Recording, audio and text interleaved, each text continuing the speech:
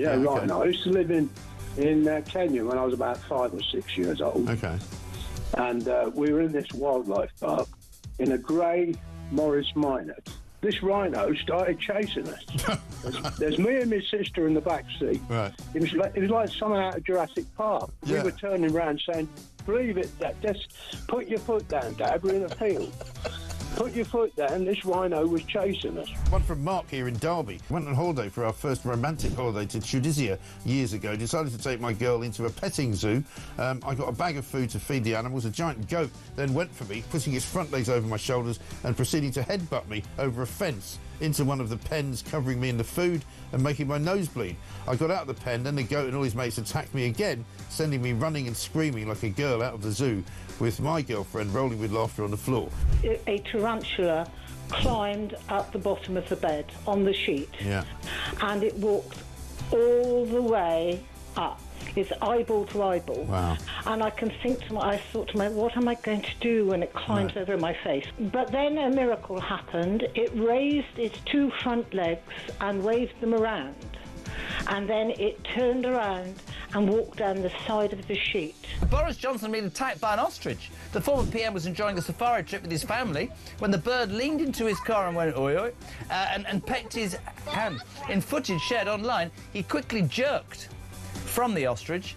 Don't dirty minds away from the ostrich, and shouted, "Oh, Christ, get hell," before driving off. And so I just set it out there. Have you been attacked by an animal? When I was about 7, says Trevor Jenkins, on holiday in Spain in the 70s, a monkey pulled my long hair. It was long because it was the 70s. I was in floods of tears. And as the family car drove out the car park, an elephant ripped off the car mirror. We got the message. Spanish animals aren't to be trusted. Jeremy, Brittany here from the United States. I was spurred by a rooster in my right foot a few years ago. Spurred? How do you get spurred by a rooster? One here from Dan in Hampshire. Morning, Mike. There's an Aussie that has been dive bombed by our version of the Magpie, which is much bigger. Across the UK, on DAB+, on your smart speaker, on your smart TV, and on your side. This is Talk.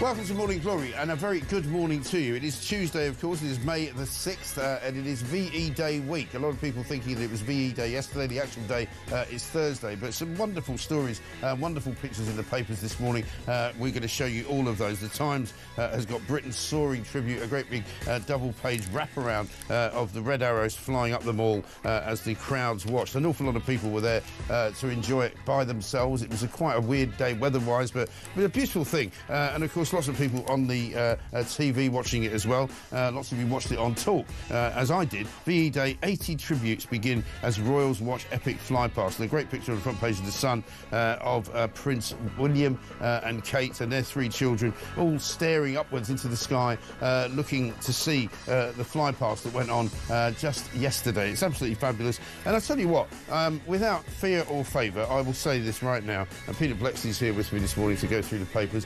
We do this really well, Peter, I think, don't we? I mean, it's lovely to see, brilliant to just remember what Britain is about.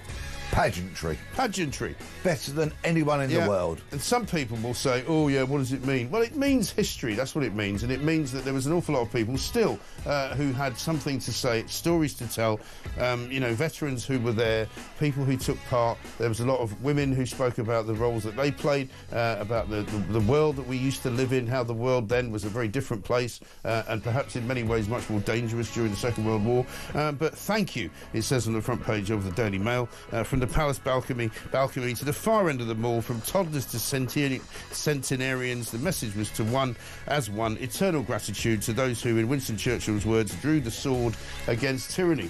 You know, and it's just a reminder, I think, that we do have a great country. We do have a wonderful history in this land of ours, and let's not forget it. Let's not let Keir Starmer or anybody else, he was there, of course, yesterday, do it away with and pretend that it's not really worth celebrating, because it certainly is worth celebrating. celebrating. We've got lots of other stories to talk about as well, not least number 10 on the front page of The Guardian, thinking of changing and going back on the winter fuel allowance taking away. Downing Street rethinking its controversial winter fuel cut amid growing anxiety at the top of the government that the policy could wreak serious electoral damage. Well, somebody's got a brain inside of Downing Street. It's already wreaked electoral damage, mate. You've already lost the by-election in Runcorn and most of the councils that you had control of to reform. That's one thing for a start. Also, when we're talking about the NHS, apparently more people have been stuck in A&E for 12 hours or more than ever. 1.5 million people, all over the age of 60. And hospitals are still letting men who call themselves trans women into female loos. Well, that's against the law, so hopefully somebody will be cracking down on it. 0344 499 1000 is the number. We've got loads to do, lots for you to comment on this morning. You can send us a voice note, of course, tweet us at 87222, send us a tweet on talkTV, at talkTV, I should say. This is Morning Glory, let's get it on.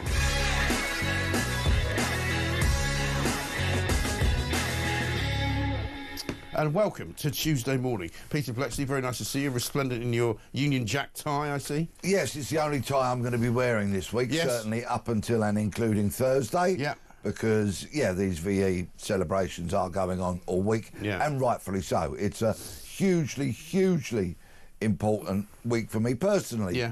Can I have a minute, please? Sure, of course. My late father served with distinction in World War II, mentioned in dispatches, left a deep, lasting impression upon him. My grandfather, who I never met, was killed in 1941 by a Luftwaffe bomb that landed on Whitehall. Really? Because my granddad had fought in World War I, too old for combat in World War II, so he worked in the Treasury building. Okay. And part of that got flattened by the Luftwaffe. That took my grandfather, so I never got to meet him. And my second cousin, Harold Bletchley, was a sergeant co-pilot on a reconnaissance flight that took off in North Yorkshire and crashed on Easby Moor, and he was killed. So a lot of family sacrifice and service, which I'm incredibly proud of. Of course, you must be. I mean, I saw a thing yesterday. It's one of our regular listeners. I'll just see if I can find it here. Freddie, his name is, and he sent me this, and it was basically, he says, I remember my parents talking about VE Day often. My mother had just turned 15 and my dad had been called up and was posted to the East Africa, and he was issued with this wooden-bound Bible. You won't be able to see this picture, but I'll show it to you. That every soldier was given. And on the front, or the inside page, was this statement from the King. It said, to all serving in my forces by sea or land or in the air, and indeed to all my people engaged in the defence of the realm, I commend the reading of this book. For centuries the Bible has been a wholesome and strengthening influence in our national life, and it behoves us in these momentous days to turn with renewed faith to this divine source of comfort and inspiration. September the 15th, 1939. King George VI, much loved. Yeah. And on VE Day 80 years ago, the crowds were chanting, we want the king, we want the king. Right. So he came out onto the balcony with his family. And famously the Queen Mother, who was the Queen Mother then, you know, Queen Elizabeth II's mother, it was an incredible time. And when you see those pictures and that footage from that time, I mean, I obviously remember the stories of my family. Like you, my grandfather served in the First World War and had a shrapnel wound just above his eye. I always remember being fascinated as a child because he had a good moustache and he had a shrapnel wound right here, which he never talked about. He would never mention it. And my dad was in the RAF, but he was training and didn't actually fight in any of the European battles. He was out in the Far East in India. He was in Bomber Command in Lancasters. And he took the night off one night, and the crew went off to do some errand or other, came back, the plane hit the ground, turned over and blew up, and everybody was killed, his entire crew. And may all their souls rest in peace. I must, of course, mention my beloved mum, who's still with us, 96. She was evacuated, so she was in Oxfordshire on VE Day 80 years ago. But Bomber Command, you know, they got a pretty bad press after the war. Yeah, they did. In certain quarters. Yeah.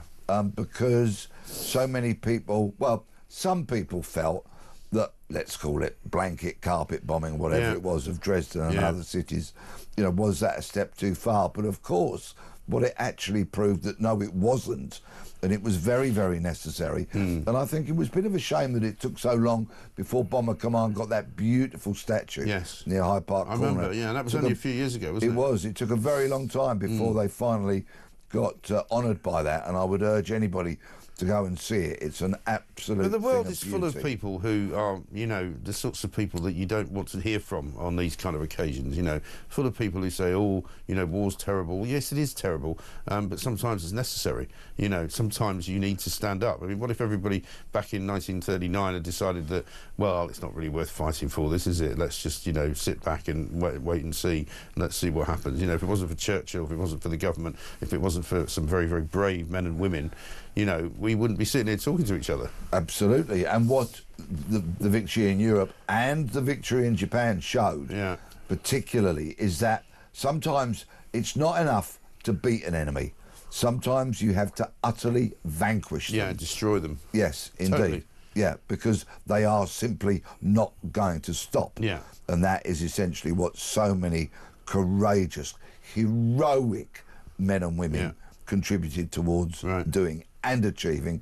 And my respect and my love and admiration for those who served, who passed, who lost their lives is still as strong today for our serving military, who sometimes get a bit of a bad press, but they are undoubtedly the very best of us. They totally are. And I mean, the other situation is that, you know, talk about carpet bombing Dresden. I mean, there were plenty of bombing raids, as you've been talking about. Your was it your father who was killed in Whitehall?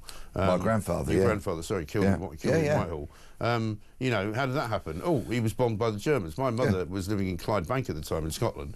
You know, every night they were down the air raid shelter because they were destroying the shipyards, and they didn't care if they killed all the people that happened to live near them. And we have to remember the horrors of war. And some German planes and Allied planes, if they weren't able to reach their target and they had to turn round and head for home, they would just jettison their bombs wheresoever they felt they would cause the most damage. Look at Coventry, absolutely flattened. But these people were truly heroic, and they were the very best generation, and they were, and our serving personnel these days remain the very best of us. And I'm not going to detract from this, and I don't care if I come in for any criticism here, but let me just say, with each and every illegal boat that lands in the UK, with each and every additional 1,000 of people who are coming here with not the best of intentions, you know, all of this gets diluted. Our heritage, our history, the things that we want to protect, preserve, that we love, wonderful events like yesterday, they get bit by bit diluted. And that is something that many people are concerned about. And that's why watching it yesterday was a joy for those of us like you and I who want to remember, you know, our history, who want to remember the people that suffered and who sacrificed their lives for us, because it's what we are. At the end of the day, we'd be nothing without these people. Britain would be nothing without these people. Absolutely. And if you don't come to the UK with a thirst to learn, to contribute, to pay taxes, to honour those who have enabled us and everyone to speak freely, yes, we still can, believe it or not, then you really should not be in this fair isle. No. Absolutely right. We'll talk some more about that because there's some matters arising from some of those people who are on this fair isle, as you well know, not least some of those Iranians who were arrested over the last couple of days, which we still don't really know too much about. But let's have a look at some of the action from yesterday, shall we? Red arrows fly over. I wasn't, and normally when something like this happens, I'm still in the office. I missed it yesterday, but it's a joyous thing to see, and they normally fly right past this window here. But here they are. Flying over London, you can watch it there, and as is traditional, they fly from sort of east to west, flying over Buckingham Palace, and it's an incredible. I imagine you in your time would have seen them perform live at some point or other. I was fortunate enough to see them doing a practice run before an air show down on the beach at Hastings. And some of the stuff they do is literally breathtaking, you know, flying like straight at each other and just kind of missing each other by what looks like about 2 inches, you know, and doing, one of them was making a heart shape in the sky, you know, going straight up. I mean, it's just amazing what they can do. And of course, the organising of a fly past like this is so incredibly technical because these planes fly at different speeds. You know, the Red Arrows fly at about 300-400 miles an hour, whereas a Lancaster will chug along at a couple of hundred miles an hour. Exactly. And so, of course, they all make different noises as well. The great noises that they make. Yeah. So the organising, the precision required to be able to get those planes to line up and come over in one huge formation is something that. And then there's the other 4 Lightnings, I think, which were ahead of them there, which you can see, which are the RAF, the actual RAF sort of practice proper planes, if you know what I mean. Yeah. But yeah, you're absolutely right. And I mean, the thing that I found really uplifting as well was the number of people, the crowd actually outside Buckingham Palace was huge, wasn't it? Yeah. You know, again, a bit of a punch in the eye to those people who say, oh, well, you know, the royal family, not really that interesting anymore. People would come to Britain if it wasn't for them. Wrong. Incorrect. People love to come to Britain for example. I was on the tube yesterday when a lot of it was going on, full of tourists, full of people who had obviously come to central London to watch it all. And seeing the horses as we can now, they're the guards. But what I particularly enjoyed watching yesterday and hearing the commentary was about the King's artillery. Yes. Because, of course, between the First World War and the Second World War, there was no need for horses to haul artillery and fire guns because it had all become mechanised. Yes. But King George VI very wisely said, we need to preserve the mounted section, the horses section, and so they're called the King's Own Artillery. Right. And to watch them yesterday being preserved forever as doffing our cap to the past and having that part of the army that are so important on ceremonial occasions. Yes. Again, it just makes your heart soar a little bit. It does. It makes you proud to be British. I mean, it's one of those things that you can't help it. If it doesn't make you feel proud to be British, I think there's something wrong with you. You know, maybe you just don't understand what it is to be from this country. I don't know, because everybody else can be proud of their military. You know, why can't we? Let's have a look at Prince Louis, because the royals were on the balcony, all looking like they were having a great time. There's some funny moments between Prince Louis and Prince George. Have a look at this. He was sort of feigning what he was doing with his hair, and they just look like very happy. There we go. And then he starts aping him. Yeah. He just pretends to do it. It's quite funny. Taking the mickey out of his older brother. Yeah. I mean, that's what younger brothers are for, isn't it? It's got to be done. Talking of younger brothers, of course, there was one notable absentee, wasn't there? And Indeed. I didn't think... It's hard, not to think of him when these kinds of occasions happen, because he should be there. Prince Harry served his country, was a helicopter pilot in Afghanistan, talks about it quite a lot, about how he served and how he was, very much in the firing line, and how he killed members of the Taliban and all that. This is exactly where he should be, isn't it? What I will say is I've met some people who served with him. Yeah. And unfortunately, they said he was a rattling good soldier. Yeah. He was a really good soldier. And it's such a shame that he's made such bad life decisions thereafter. That's the point. And that he wasn't there and that he's been reduced really scratching about in the High Court begging for some close protection. Yeah. It's really a dramatic fall from grace. It is a fall from grace. What we're seeing right here is actually from the Lancaster bomber, the view of London. I mean, in other circumstances, that would be a very different view, because you'd be getting ready to catapult the bomb, wouldn't you? Indeed. Hopefully not in this case over London, but you know what I mean? Indeed. Yeah, my father was a navigator, and he actually had a sextant, and he would guide, and you had to guide by the stars, all of that, because that's what they did in those days, And these men were so young. And ridiculously young. Astonishingly young. Yeah. There were teenagers flying Spitfires in combat. Having been trained for about 5 or 6 hours, apparently. Yeah, and men in their late teens, early 20s, flying bombers with thousands of tons of payload to drop on Germany. Yeah. Just astonishing achievement by the nation. But those at home, from the women and the dig for victory, from the courageous women that went undercover in France and relayed back, risked their lives, lost their lives as spies, part of the French resistance, for everybody, for the 400,000 troops that we lost, so many on D-Day and in Africa and around the world, and those who were imprisoned long after the war. It was just an astonishing galvanising of the entire nation to fight an enemy who simply had to be put to the sword. Had to be stopped, absolutely right. And a great spread, actually, in lots and lots of the papers. The Sun have got one, I'm looking at the one in the Mail here. Residents having tea parties all over the place. Blackburn, Preston, Sidcup.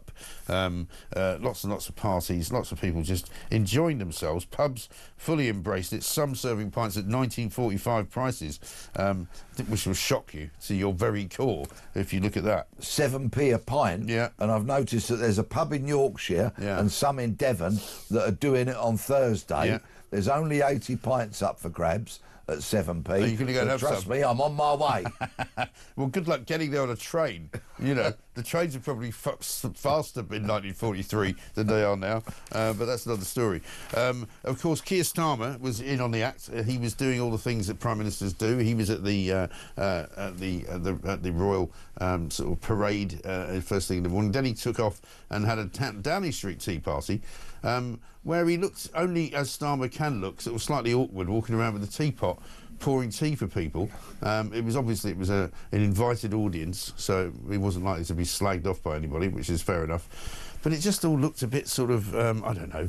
Contrived. A bit contrived, I think that's the word I was looking for, yeah. You know, they're very nice seats for an outdoor tea party, aren't they? Because if it didn't rain, they might have got spoiled. Yeah. But, anyway, smiling faces, I'm not going to be too uncharitable about that, although I did notice when he was sitting behind the King yesterday on the stage, he got into a bit of a coughing fit. Oh, and he was drinking furiously from a bottle of water to try and quell that. I just wonder if nerves got the better of him maybe at that point. And Mrs. Starmer was out as well. She was with him. A rare appearance. Very rare appearance for her.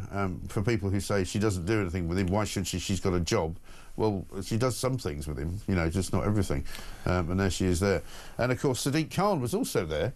He caught, unfortunately, looking at his watch at one point during the military parade, as if to say, is there much more of this? How much longer do I have to be here for? And he put out a very factual tweet on X yesterday about transport arrangements and this, that and the other.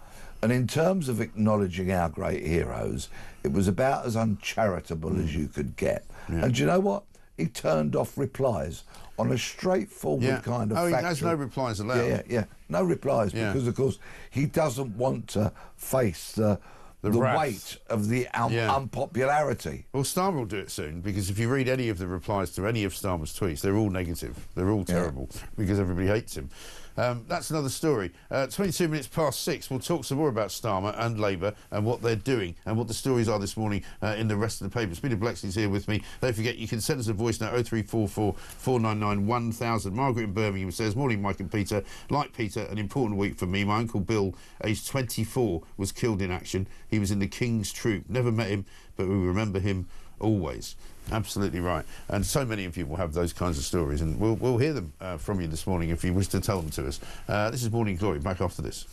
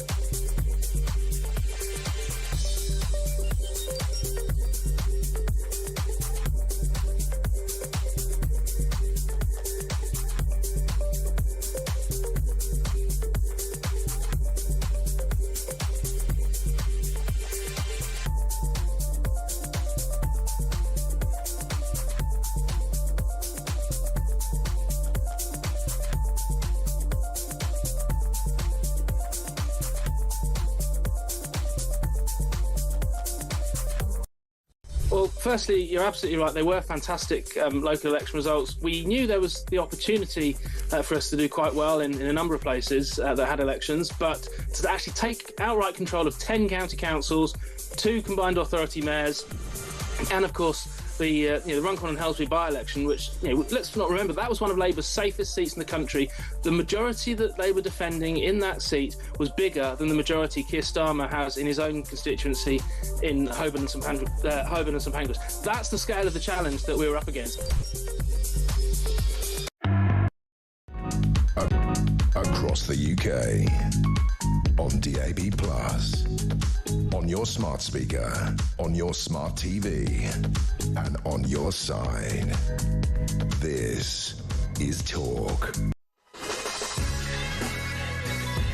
Welcome back to Morning Glory, 6:25. I'm Mike Graham. Peter Blexley is here with me. We'll be here, of course, until 10 o'clock, all the way through the morning, bringing you 4 hours, gloriously, of Morning Glory. How I love seeing and hearing Peter Blexley, says Ellie. It gives me a lump in my throat to hear such patriotism. My dad was at Arnhem, 1st Airborne Division. Reconnaissance was the first to drop. I'm forever proud. Thanks for your show. It keeps me sane. Barry in Spain. My father was serving the Auxiliary Fire Service, fighting the fires in London Docks and St Catherine's Dock, with incendiary bombs falling all around. And many of those people lost their lives, of course, defending the shores of this country. Heroes all. Yeah. Whether you're putting out fires, treating the wounded. Yeah. It's not just the Private frontline ambulances. troops that are heroic. Yeah. If you were staying at home and ploughing those fields and planting those crops that kept everybody fed and kept the nation building going. or making munitions as well, of course. Exactly. Oh, and I think it was 1.7 million women involved in munitions in factories every day, long before aircon had ever been invented. Oh, for sure. In very hot, stiflingly hot factories, churning out the very, very necessary munitions. And then everybody involved in the transportation of those munitions right up to the front line. Yeah. Heroes all. Absolutely. The nation coming together to fight a common enemy. Yeah, and they didn't ask about whether it was the right thing to do or whether, the government were doing the wrong thing. They just did it. My other grandfather worked for a boilermaker company called Babcock's and Wilcox up in Renfrew in Glasgow, where they used to basically make boilers for ships. So for all the military ships that were being churned out at the time as well. He was, because again, a bit like your grandfather, he was too old to serve. So that was his job. That was what he did. That was his career. And the merchant shipping fleet, and the convoys, the North Atlantic convoys, of course. So much of which was to supply the Russian army, because of course they were fighting on the other front. Yeah, and just an astonishing thing. But we must not, of course, forget that totemic figure that led the nation, that pulled everybody in the same direction.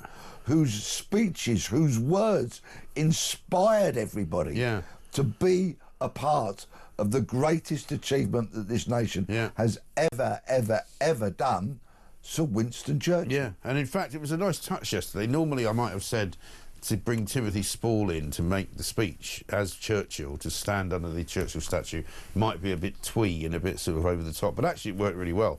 And to listen to the words spoken almost in his voice was really quite something. Yeah, and a man... I don't know if we can get any of that.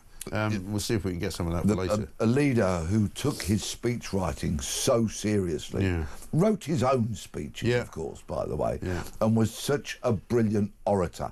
It was the words, and when you listen, even now, with this conflict being so far behind us, I find Churchill's words utterly uplifting and inspiring. And I just transport myself back in time and think, you imagine being gathered round a radio and listening to those words coming out. Of course you would want to take up arms and go and defeat the enemy. Yeah, definitely. By contrast, let's get a voice note from Mark. Hello, Mike. Mark from Palmer's Green here. My mate just wants to say something. Top of the morning to you, Mike. So to take care here. Just wanted to let you know, Mike, that I and the rest of the Labour Party have learned absolutely nothing from last week's local election results. I mean, you'd have to say, that's not a bad impression, Mark. Well done. Thank you for sending us that. What a contrast, though, eh? From Churchill to Starmer in one fell swoop. I mean, we shouldn't mention them in the same We breath. shouldn't really. We really, really shouldn't. It would be... It's insulting. Yes. Well, let's move on then in that case, because I want to talk about this. I think this is a massive story, exclusive in The Guardian. I saw it last night. Number 10, to rethink the fuel payment cut as local election losses alarm MPs. Because, incredibly, as I said yesterday on the show, there was only one group of people who didn't see Reform winning as well as they did. And to be fair, even Reform weren't expecting it to be quite such a landslide. But Labour seemingly didn't see it coming. You know, up until the very last minute, Keir Starmer didn't even bother going to Runcorn, never went there. Some people have said to me, maybe they realised that if he had gone there, the loss would have been even, you know, they lost by 6 seats. If he'd gone up there, they'd lost by 600, very possibly. You know, because they live in this Westminster echo chamber. Yeah. And people, senior politicians, are like senior police officers.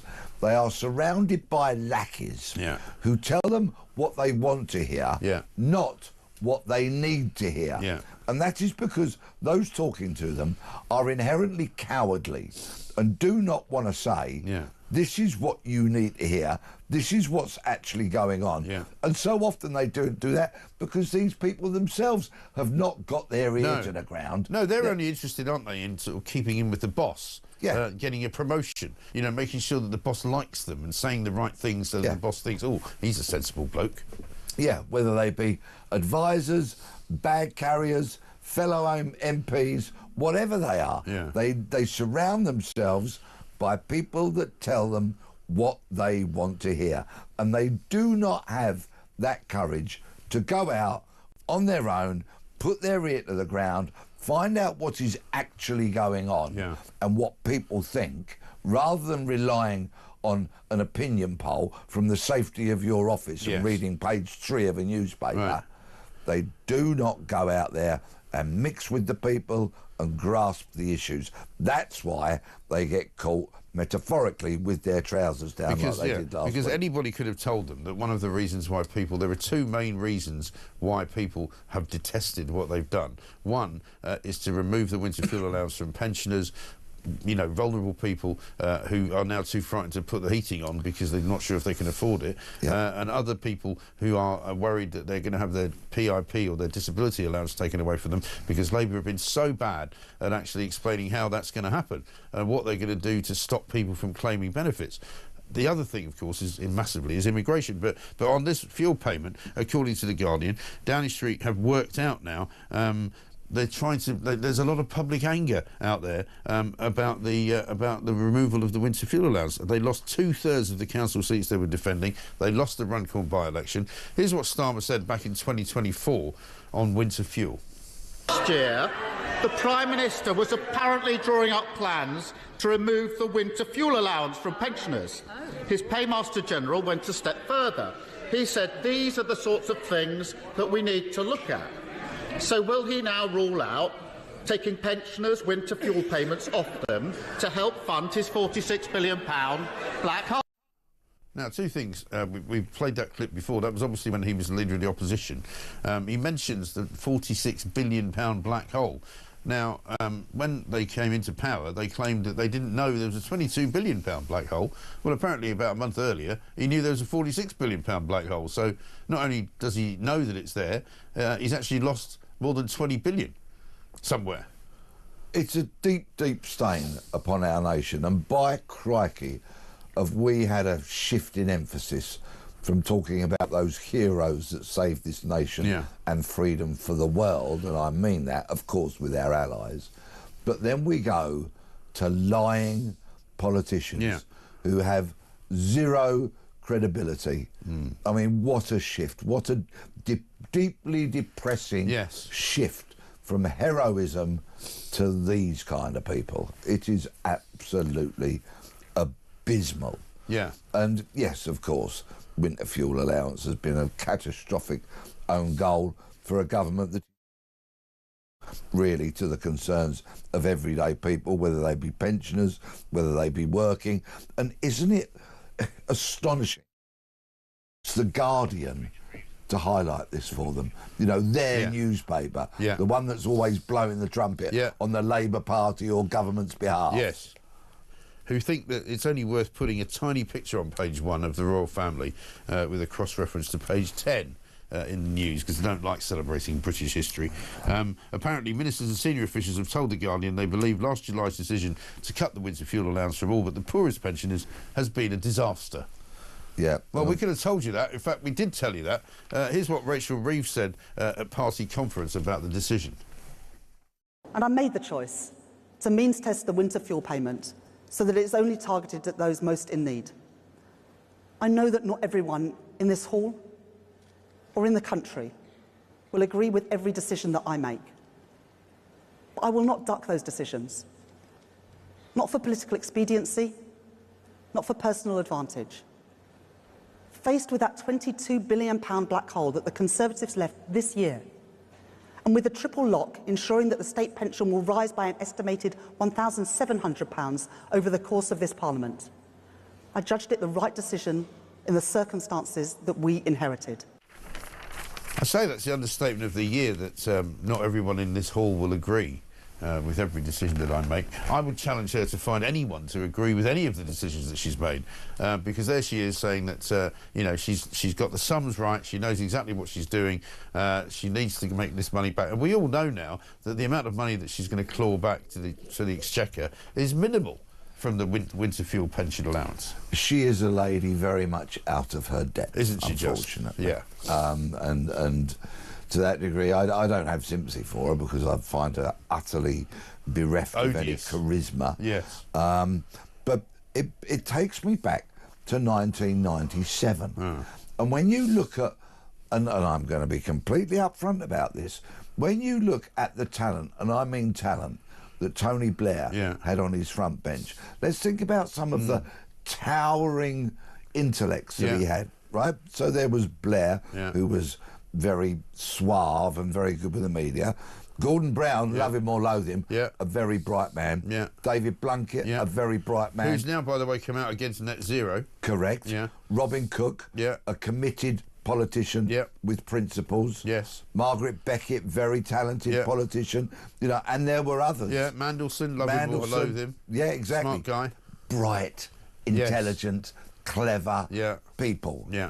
Contrast that to this Labour front bench. They're an absolute rabble. With people like Lucy Powell on it. You know, I mean, do me a favour. Are you going to blow that little dog whistle now? You know, an old, a fake solicitor, Jonathan Reynolds. He's got a bit quiet since they put him in charge of British Steel, because he can't do that either. You know, not to mention Rachel Reeves and her dodgy CV. And the dodgy book that she may or may not have copied from somebody else. There's a piece in the paper about her this morning, because it turns out that she got her sums wrong on non-doms as well. Yes. Because this is a woman who said that she's going to put taxes up for rich people. Pay your share was the Labour mantra, right? Yep. She said that she was going to get £10.3 billion into the Exchequer. The Office of Budget Responsibility told her that. This is the Office of Budget Responsibility that gets everything wrong. Well, they got this wrong as well, because it's only actually given £2.5 billion in the first year, which is about a quarter, less than a quarter of what they were expecting. It should be OBR, Office of Budget Reprehensibility. Yes, exactly because they can't do the sums correctly. They really can't. And this government, of course, as do others, they rely so heavily on their projections, on their predictions, what they say is going to happen. And this is the whole problem with net zero, because one of the things that they keep saying with absolute and utter surety is that your bills will come down if we go after renewables. Well, there's no evidence of that at all. Ed Miliband promised us £300 we'd be better off by the end of the year. That was last year. We're still now paying £300 more than we paid last year. And whilst we're talking about bills, we're an island, OK? A relatively small island, but we've got a lot of people on this island. We have. A lot of people, over 65 There's more million. arriving as we speak. Yes, indeed. So consequently, there are lots of people paying bills, and these power companies must be getting shed load upon shed load of money from us all. You would think. And yet the bills go up. Net zero is proving to be an utter fallacy, built on sand. And what happens to the rest of us? Open that envelope, look at the bill as it comes online, and guess what? Whatever it may have been, water, power, council tax, up, up, up. It's the only direction it knows how to go in. It's absolutely utterly ridiculous. We better take another break, though. We've got loads more to talk about, including a story on the front page of the Times this morning, in which it says that amazingly, the government has worked out something that I've been saying for years.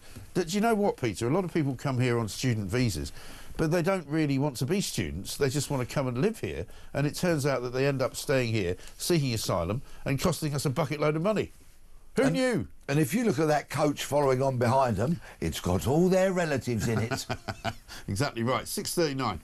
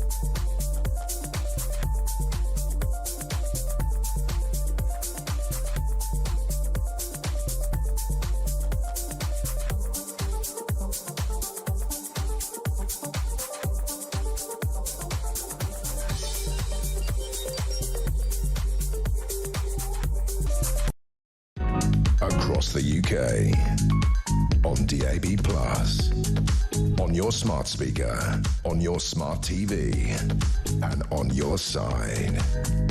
This is Talk. Welcome back to Morning Glory. I'm Mike Graham, with you all the way through until 10 o'clock. Peter Blexley's here as well. Good morning, Mike and Peter. Fantastic day yesterday. So proud of Great Britain. In particular, I want to give credit to the very brave veterans of the Downing Street Party. If I was a pensioner, I wouldn't want to sit next to Keir, says Carol in Merseyside. Margaret in Yorkshire. My father was in the Merchant Navy and supported the armed forces with transportation of troops and supplies. On 2 separate occasions, they were torpedoed, returning on shore leave to Southampton, walked to his mother's house, only to find it wasn't there. Bombed, and the family relocated, so I had to go and find them. Extraordinary. And they all just carried on, a different kind of person, and they've all very rarely talked about it. I think that's really the point here, isn't it? Morning, Mike and Peter. Can you imagine being in that situation today? God forbid it should ever happen again, with Starmer leading the way and giving a speech to motivate the people of this great nation. What a joke he is. They just don't make them like they used to. And apropos of that, there's a very odd story in the front page of the Daily Telegraph today. Yeah. Prime Minister prepares for attack by Russia. Fears for national infrastructure as war plans updated to deal with cyber and nuclear threats. This has come out of the blue, hasn't it? Well, Putin is utterly unhinged. Yeah. A man who relishes in sending thousands upon thousands of people to their death, as he has done in Ukraine. Yeah. And we're talking, of course, about his own fellow countrymen that he has sent to the slaughter. He's a warmongering wrong-un, and I'm being polite. Yes. And so clearly the authorities are preparing themselves or drawing up plans for an attack on the UK and how it would affect our infrastructure. Apparently the last such plans were drawn up back in 2005. So they need updating in any event. Yes. But in light of the fact that Russia has talked about nuclear weapons and the such like, perhaps this is very, very necessary. Can I tell you a story from many years ago? Go on. When I was in the police, we had training about the likelihood of a nuclear attack. Did you? I was a young PC. Okay. Yeah. And it was pretty kind of basic. In fact, what they told you to do was, if you had a hallway, take your doors off. Right. Okay.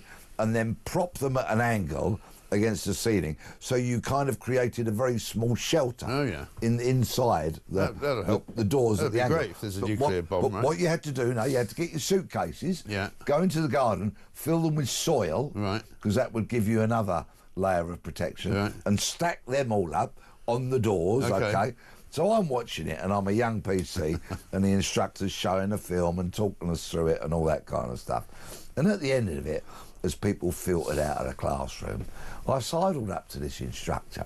This is the height of the Cold War, and I said to him, I said, excuse me, I said, but if a nuclear bomb landed down my street, is this really going to be of any use? Yeah. And he said, not if it landed in your street, he said, but depending upon where it may land, it may give you a degree of protection which other people won't have. And you're a police officer, Yeah. you might well be needed to go onto the streets and maintain law and order. Yes. He said, but there's a bit of kit that you need to take into your little shelter that I haven't told you about. And I said, oh yeah, what's that? He said, a shotgun. He said, because once your neighbours discover that you're in there with your stockpiled baked beans and tins of tuna and all that kind of stuff, and they've got nothing, they'll come for you, and you'll need a shotgun to shoot them. Deary me.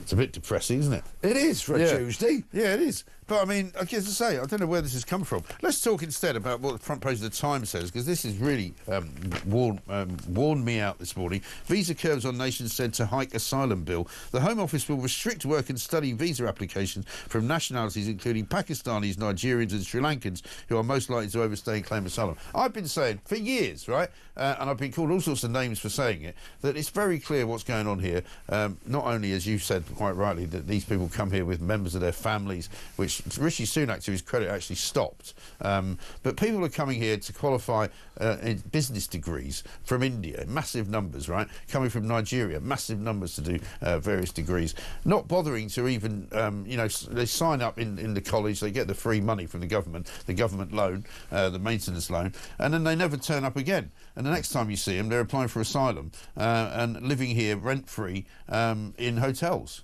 Yeah. Indeed, and it's been going on for years, and they've only now finally worked out it might be a good idea to stop it. Yeah, and under, as the newspaper says, under Labour's plans to clamp down on abuse. Oh yeah. Don't hold your breath. Yeah. Right. Well, let's hope that they do. But of course, the whole migration problem is vast, and you and I might get shouted down by certain fluffy, woke, liberati, lentil-munching, Guardian-reading nonsense presenters on other channels. Yes. But I frankly don't care. No, me neither. It is a huge problem. It's a massive drain on the estate, apart from anything else. We are paying millions and millions a day for these people. Last year, 40,000 asylum claims were lodged by people who held a UK visa. Right, 37% of the total, and more than 35,000 asylum applications from migrants who arrived on small boats. So there's actually more people seeking asylum. And so when you hear these lefties going, well, there have to be some, legal routes, otherwise they're going to come on the small boats. Well, there are legal routes because they come in as people who are going to work here and people who are going to study here, and then they claim asylum, and they get it. Yes, they're abusing the legal routes. It's not only the illegal migration, it's what would be bracketed as legal migration. Yes. They are turning it into actually an illegal situation when they overstay, when they don't go back. When they should go home. Yeah, when they kind of sign up at that college, walk out of the door and then disappear into the black economy. I know. And suddenly resurface working in a restaurant, for example, and this is borne out by border force raids, immigration raids that are done on these kind of premises, and so many people are found to be in the UK when they should not be. Exactly. And I go back to what I said at the top of the hour, each and every person like that dilutes the importance, the understanding, and the very beauty of yesterday and the memories that we're honouring today. You're absolutely right. Absolutely right. Let's get a voice note from Andy. Morning, Mike and Mr. Blakesley. Great show as usual. Going back to the VE Day yesterday, it was absolutely superb, and the organisation's superb, and it's great that we treat our veterans like that, with respect and everything. It stops there for me. I was going raging at the telly, looking at Starmer and the rest of the cabinet, how they can sit in those stands talking to veterans who fought and their comrades gave their lives for what we have today, where basically they're actively encouraging undocumented males to come in through the back door, not doing anything. They might say they're doing something, they might tap the fake patriot, keeps on saying that Dover and Deal were going to do this, and he's just fake, like Starmer. It's disgusting. We're getting eaten from the inside. Anyway, bud, have a good day. Ta-da. Andy, thank you very much indeed. This is an interesting one from Kevin. He says, my dad was a German paratrooper taken prisoner at the end of the war. He stayed in England post-war and married my mum, an English girl from Devon. He was a good bloke who worked hard, paid his taxes and never talked about the war. War is so sad for many. My brother served in the British Army too. Proud of them both. And Mark in Selby says, Mike and Peter, we should rightly be proud that men and women fought and died to protect this country and its values so many years ago from an evil spreading across Europe. And Howard, with a point of order, he says the 4 fighter planes behind the Red Arrows were Typhoons from RAF Coningsby in Lincolnshire. They are the planes that intercept threats to our airspace. They're on quick response alert 24/7. From Howard in Suffolk. And we remain eternally grateful to those who continue to serve today. Yes, heroes absolutely. all, and the very best of us. Absolutely. Coming up, we're going to be looking at what's going on inside our hospitals. It's still, whatever the Labour Party will tell you, an absolute war zone in there. Senior doctors have warned of an alarming threat to safety after more than 1 million older patients were left stuck in emergency rooms last year for more than 12 hours. Absolutely shocking. We'll bring you more on that. It's 10 to 7.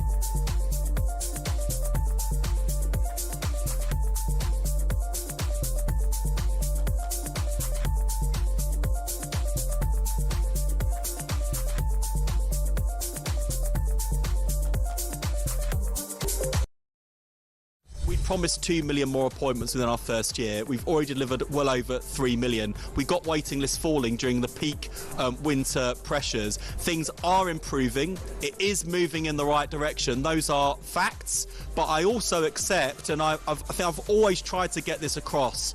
I think it's a bit that people don't always hear. I know that if you are still on a waiting list, you will be feeling frustrated. You won't have felt the change. And all I'd say to you is both those things can be true at the same time. Okay. Waiting lists are falling.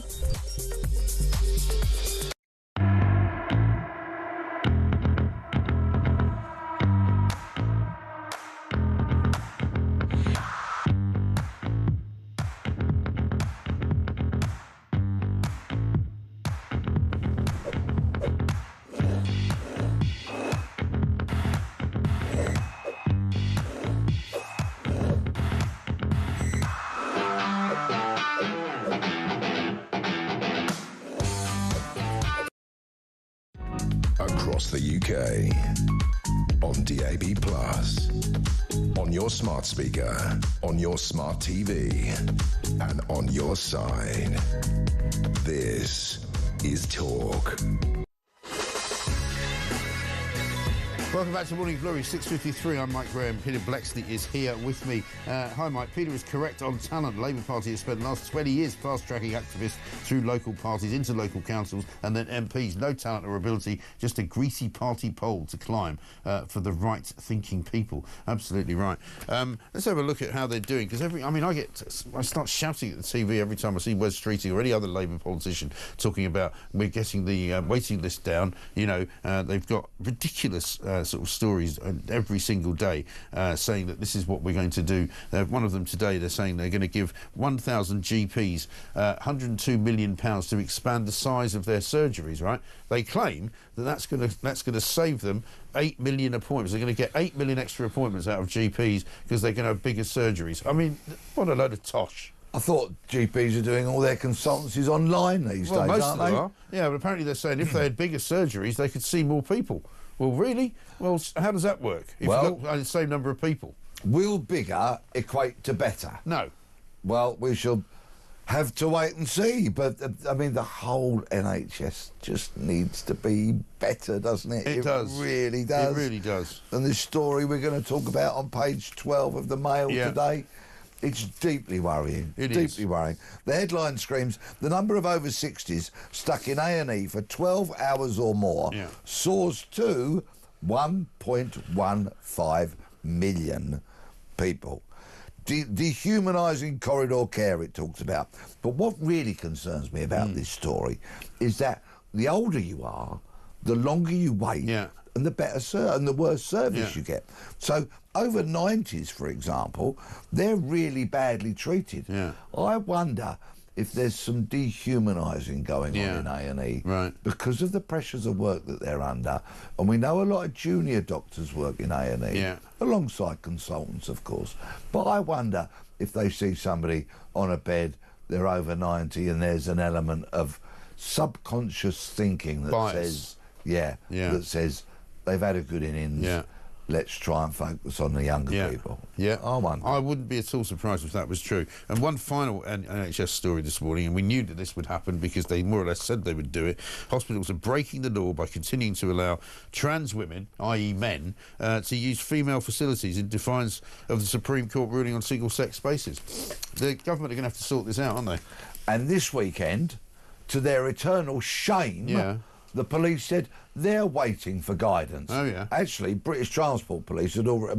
They've sorted it, haven't they? Yeah, British Transport Police came out very swiftly, credit where it's due, and said trans people cannot search women, strip search women. And of course they shouldn't be able to do that. Absolutely not. But the other lot, the continuing wokerati of British policing, shame on them. They've said, oh, well, we're waiting for guidance. They're going to make it up as they go along. J.K. Rowling, straight to the fore, she said, any woman strip searched by a bloke in a frock, sue the police and I'll pay for it. Brilliant. Good on her. She's amazing, isn't she? She is just one amazing woman. Now, we were talking earlier about the VE Day celebrations yesterday. Timothy Spall was brought in, a great actor, to recite Churchill's VE Day radio address. Have a listen to this. This is your hour. This is not a victory of a party or of any clout. It's a victory of the great British nation as a whole. We were the first in this ancient island to draw the sword against tyranny. Every man, woman and child in the country had no thought of quitting the struggle. When shall the reputation and faith of this generation of men and women fail? I say that in the long years to come, not only will the people of this island, but of the world, wherever the bird of Venum chirps in human hearts, look back to what we have done and they will say, do not despair. Do not yield to violence and tyranny. March straight forward and die, if need be, unconquered. Brilliant. Wonderful. Isn't it? Winston Churchill. What an orator he was. Incredible. And Timothy Spall does a very good job. He actually did really well there. But the words, the absolute words, will not yield to violence and tyranny. Were the first to draw their sword. Oh, I could listen to Churchill's speeches all day long. Nick says this, good morning, Mike. Peter beat me to it. Winston Churchill, so derided by the left now, was instrumental in our victory. If only we had statesmen of that calibre running the nation today. And Robert in Hitchin the same. I'm fed up of my generation talking down celebrations of heroes during World War I and World War II. My grandfather drove tanks and my great-grandfather fought in the Somme. It's so disheartening when they forget who gave us our freedom. if only we were half as courageous. Hear, hear. It's a good line to end on that, I think. Peter, thank you very much indeed, and thank you for your stories this morning, because I think people really, really enjoyed listening to those kinds of stories, because every family in Britain who celebrate what is Britain have got one of those stories. You know, they've got relatives, they've got, you know, grandparents, parents who all did something incredible. You know, Jeremy Kyle yesterday was asking what makes you proud to be British, and I think it's that generation, those people who fought and died, you know, to preserve our freedom in the 1940s. We fought as a nation. Rest their souls. Yeah, absolutely right. VE Day goes on until Thursday. We'll keep celebrating it right here on Morning Glory. We've got loads more coming up after the news.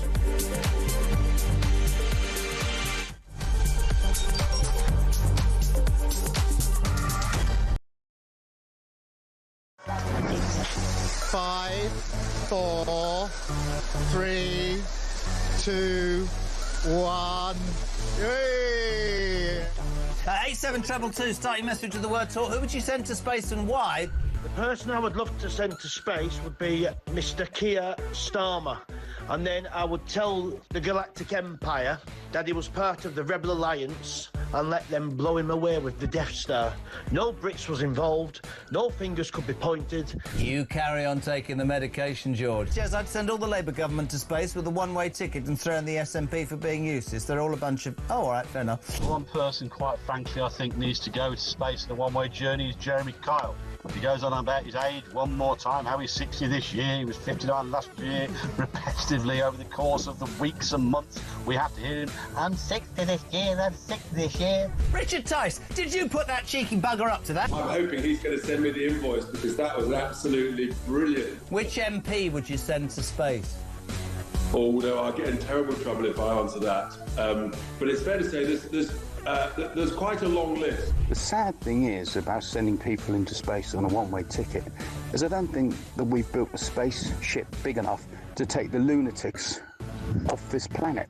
I mean, from the net zero loonies to the transgender loonies to the racists to the terrorists, there is just so many to the wokerati. We need some big spaceships. Big spaceships. Good evening. I never know how you're going to start this conversation, Jeremy. Katy Perry went to space today, OK? Who would you send... I'd love her to say what I wanted to, but I'd never disrespect her.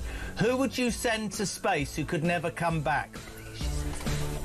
Well, I'd be happy to send Ed Miliband to space, I think. Oh, that is an outrageous question, so I'm not even going to answer that question.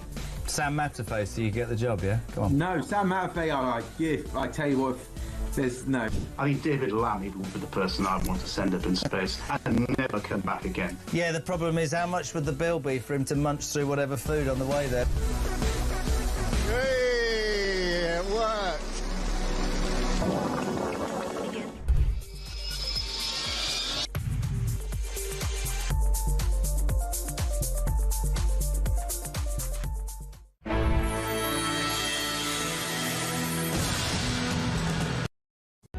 Across the UK, on DAB+, on your smart speaker, on your smart TV, and on your side. This is Talk.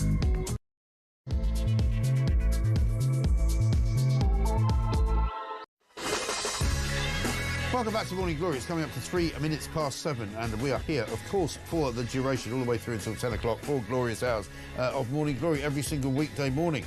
Morning, Mike, says Dave, that you've just shown a clip of Starmer and his wife coming out of Downing Street with cakes as if, look what we've made. He makes me sick, says Dave in Aberdeen. There's not a lot of love for Starmer out there this morning. We've been celebrating some of the amazing scenes yesterday for the beginning of the VE Day celebrations, the fly past the royal family on the balcony, the tea parties up and down the country.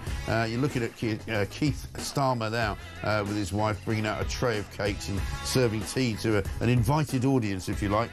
Good morning, Mike. Listening to Peter talking about nuclear attack reminds me of adverts about hiding under tables in case of the bomb dropping, says Tracy. I can remember at about the age of 8 saying to my mum, what use is that? Thank Peter for bringing back a memory of my mother, says Tracy in Staffordshire. Absolutely right. Lots of you sending in your notes about various things that members of your family did during the Second World War, so do keep those coming. We'll keep reading them out. We do want to hear them, and we do want to recognise the great history that we share in this wonderful country of ours. Sometimes we forget just how great it is. James Heal's here, Alex Wilson as well from Reform. We're going to be talking about a possible U-turn coming in Downing Street. There's talk about the winter fuel payment being such a disaster that Starmer and his senior aides are actually considering whether they can change the way that it's being rolled out. So they might, in fact, allow many, many more pensioners to claim the winter fuel allowance, pushing up the allowance over the £11,500 limit so that more people are included and less people are having it taken away from them. But will it be too little too late? Also, the story on the front page of the Times this morning, which we've been banging on about for years and years and years and years. One of the biggest problems in this country in immigration is not just the small boats, but it's also the people coming to study in this country and the people coming on work visas, because they overstay those visas and they stay here anyway. 40,000 people claiming asylum last year came from those two categories. They didn't come on small boats, they came on safe routes as workers and as students, and then they decided to overstay those visas, at which point they should have been sent home, but they weren't sent home. Why? Because they know that they can claim asylum and stay here and make out very, very well on the taxpayer's purse. Thank you very much indeed. 0344 499 1000. Send us your voice notes, send us your tweets at talkTV, and of course you can text us on 87222. This is Morning Glory. Let's get it on.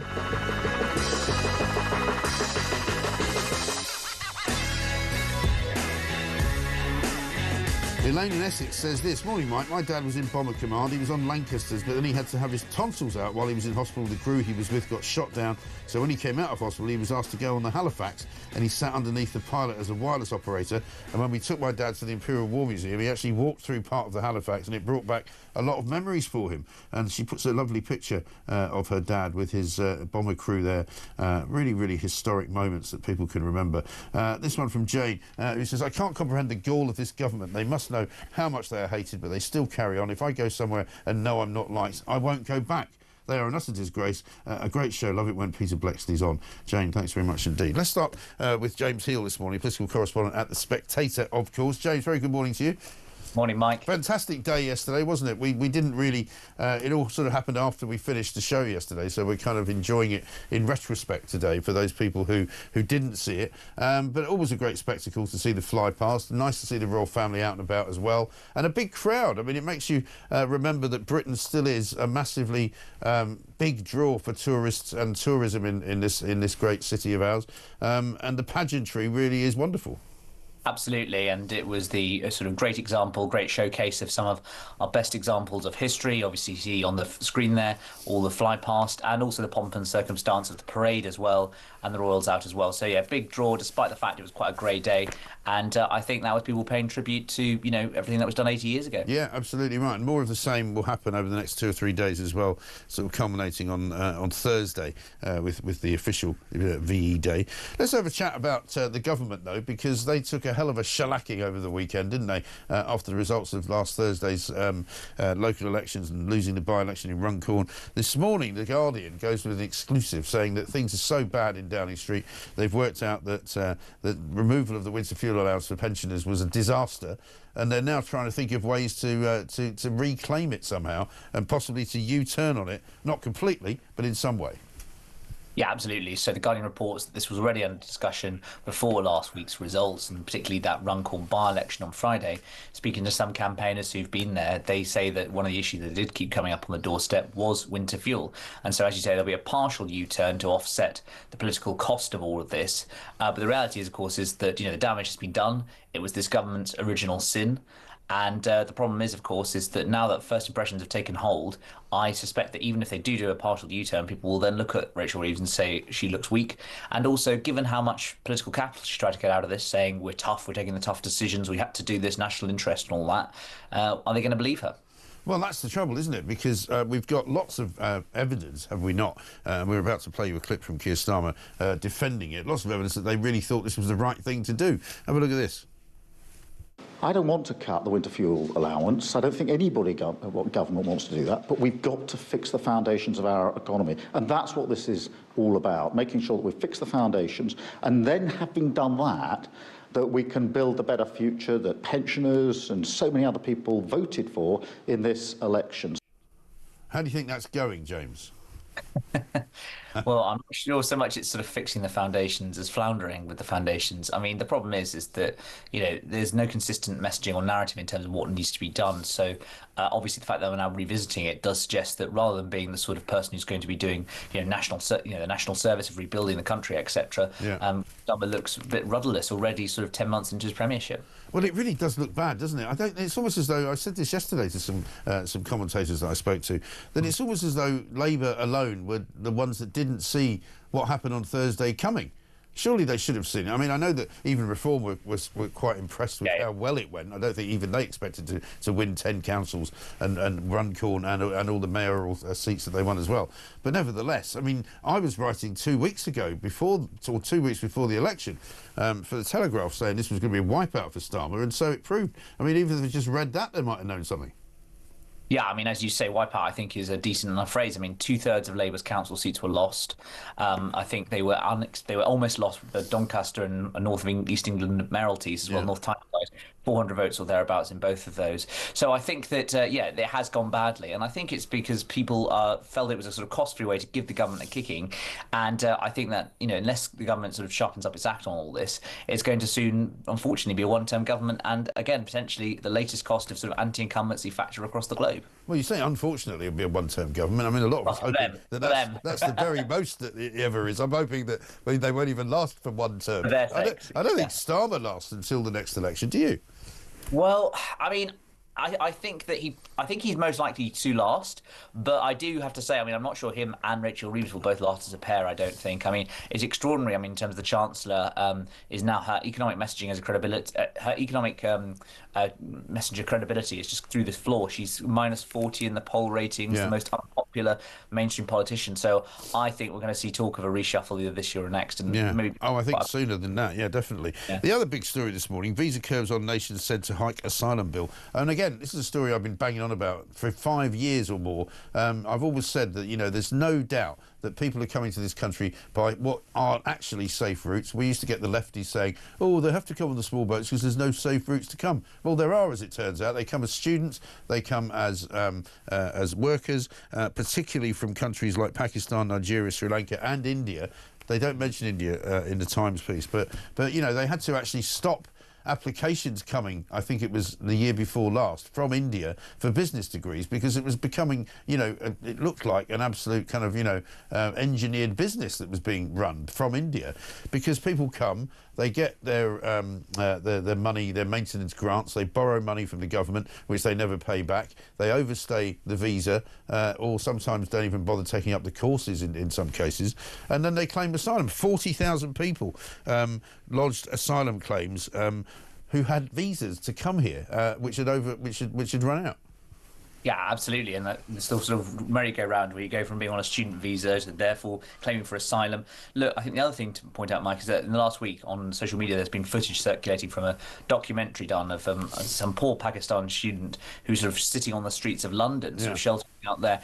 And this is the whole thing, really, is that, if someone is not being able to support themselves in the country, why are they here on a graduate visa? Right. And I think that a lot of universities need to hold their hands up on all this. We are at risk selling of these international students a dream, a pup, and actually, they're not going to get the opportunities they think from these visas, and we shouldn't allow universities to therefore sort of be exploiting the visa system. So I think that Labour's right to look at this.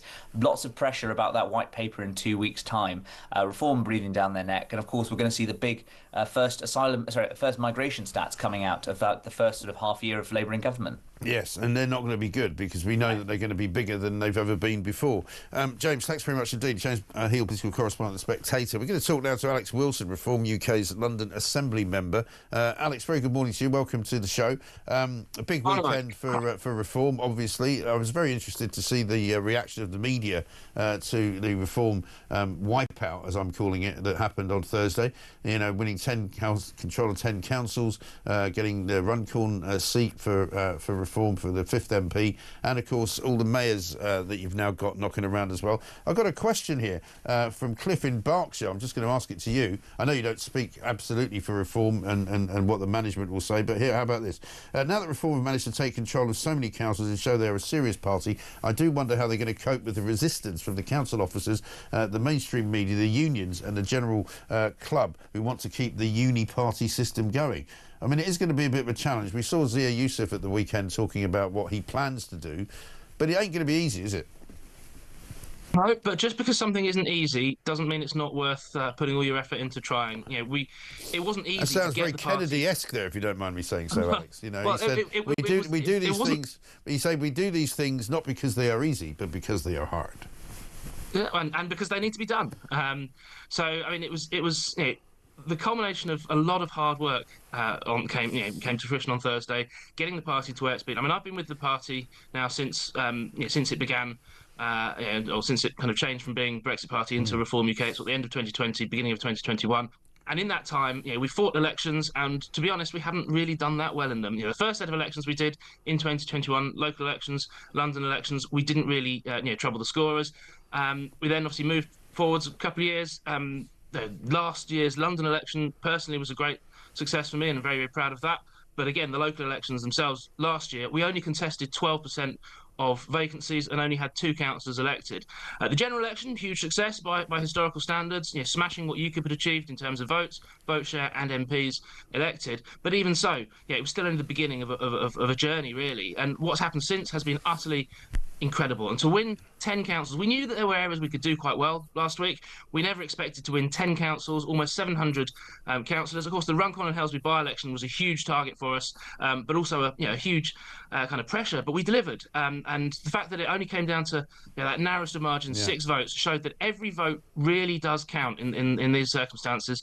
And every person that went up there to help on that campaign, everyone can feel that they made the difference because they genuinely did. But you're right, it's now we've got these positions that we've been or our council has been elected to.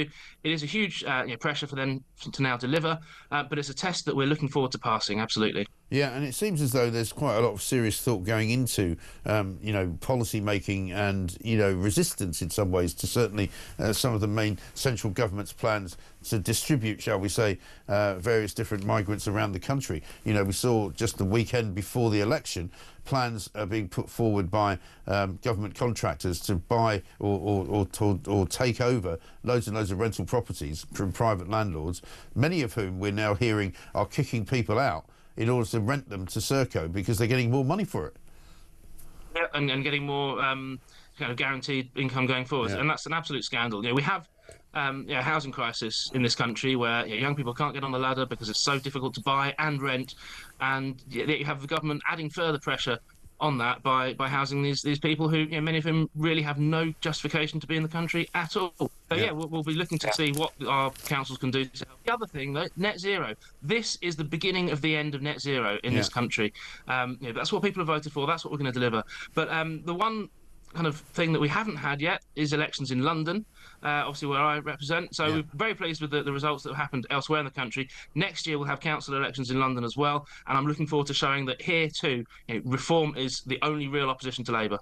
I mean, one of the things I've been hearing from people who watch and study these things is that most of the local elections that were held on Thursday were in sort of less metropolitan areas, shall we say. And we know, for example, in London, London could be an area all on its own. Even when, the Tories were ruling the roost, it was still a Labour city. And it's probably more likely to be a Labour city for the considerable future anyway. And a lot of Labour's core support tends to be in major cities like Liverpool, like Manchester, like Leeds, like Birmingham. And so, do you think that's likely to change? Well, the very reason why the number crunchers and the sophologists do their calculations to work out estimates of national vote share is because, as you say, not all the country votes in these elections each year. But Professor Curtis on the BBC and Rallings and Thrasher on Sky both came with a national lead for reform if the whole country had been voting, with a vote share of between 30 to 32%, which is higher than our current national voting intention polling. It's a real sense of momentum, and I think absolutely there are parts of the country where there were parts of the country last week where we got really unexpected results that far beyond what we thought could happen. And I think that will roll forwards into the metropolitan boroughs and London next year, where again we've got a huge opportunity. The fact is the Conservatives are broken, their brand is broken, their leadership is broken, and their promises were broken when they're in government. So why would anyone look to them now to be the opposition to Labour? They're not. We've got an opportunity to show we can deliver, but also an opportunity to show we really can hold this failing government to account, and we can be the alternative. And just to give you a little smile at the end of our conversation, I don't know if you've seen the Telegraph front page this morning. They've got a story saying Rwandan accommodation paid for by British taxpayers could soon be used to house migrants deported by Donald Trump out of America. I haven't seen that story yet, but it doesn't surprise me. It's a shocker, isn't it? Absolute farce. The whole immigration system and the way it's been handled by both the last government and this government, complete farce. That's why we need change. That's why we need reform. Indeed. Good to talk to you. Alex Wilson, thank you very much indeed. Reform UK's London Assembly member. Let's get a voice note from Jonathan on these visas. Good morning, Mike. This is Jonathan here in Berlin. I don't know whether you're aware, but the Netherlands has done an in-depth study on the cost of migration, and frankly, the figures are alarming. Depending on the origin of the migrants, the cost to the Dutch taxpayer ranges anywhere from 200 to 500,000 euros per migrants. So these migrants will never be able to contribute this level of tax, even if they started working in the economy. It's a total myth that the level of migration is a net positive for the economy, because it simply is not. Absolutely right. Again, something that we've been saying for many, many years. Now finally being borne out by people actually doing proper studies, as opposed to waving the Guardian around in a room and going, oh, I know, immigration's great for this country. Yeah, fantastic, isn't it? Oh, yeah, really cool, because, I can get my, street food from Nicaragua, down in Hackney. It's really cool. It's great. Vern in Southampton says, hi, Mike. Every year we go to Thailand for the Bridge Over the River Kwai Festival, where they reenact the bombing of the bridge by the British. There is a cemetery for all the lost soldiers, which is beautiful. We then drive to Hellfire Pass to see where the Allied soldiers dug out the hard rock for the Japanese to build the train line to Burma. You have to visit to understand what they went through. Makes us proud to be British. Quite right too. And Joanna from Salisbury says, Ray, the winter fuel payment, is this a way of Keir Starmer telling us how much the winter fuel is going to increase to next winter? I wouldn't trust him further than I could throw him, and that's not very far. Barry says, this morning, Mike, I'm a veteran and I couldn't find the enthusiasm to enjoy yesterday. I revere the World War's generations, but feel they have been betrayed terribly by the establishment. I'm sure they would think, what was it all for? You might well be right about that, which is terribly sad. But it was a wonderful day yesterday, and I'd still like to hear many of your stories about what your families did and what your antecedents did and what your ancestors did in many ways in that war, and maybe in the First World War as well. Coming up, we're going to talk about the latest wheeze from Labour. They say they're going to find another 8 million so-called appointments for GPs by making the GP surgeries bigger. How do you think that's going to go down? 7:21.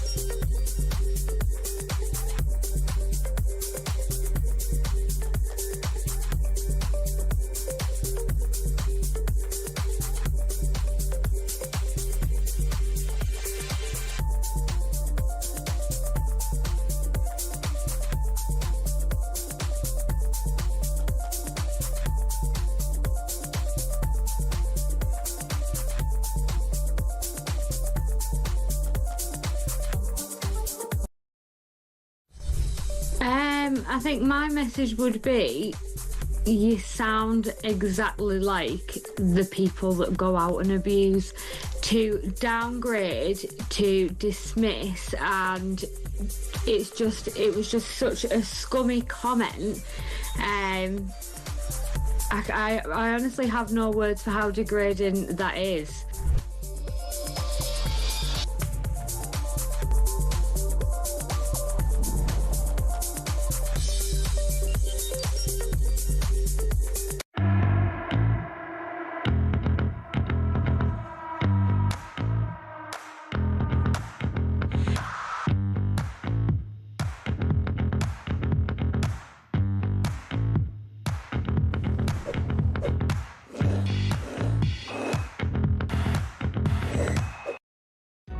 Across the UK, on DAB+, on your smart speaker, on your smart TV, and on your side. This is Talk. Welcome back to Morning Glory. I'm Mike Graham, 7:24, and we are here, of course, for you at talkTV all the way through the day. Julie Hartley-Brewer back at 10. She'll be telling you what she makes of all of the business over the weekend, of course, with reform and that big win on the by-elections on Thursday. Government policy seems to be shutting the stable door after the horse has bolted, says Barry. All they need to do is listen to Talk Radio and act upon the common sense. Well, you would think so, wouldn't you? Dean from Dagenham says, regarding the visa issues, maybe the Home Office has finally realised the feelings of the people and decided to do their job properly instead of giving everyone asylum. Yeah, well, you might think so. Let's get a voice note from Sean on winter fuel.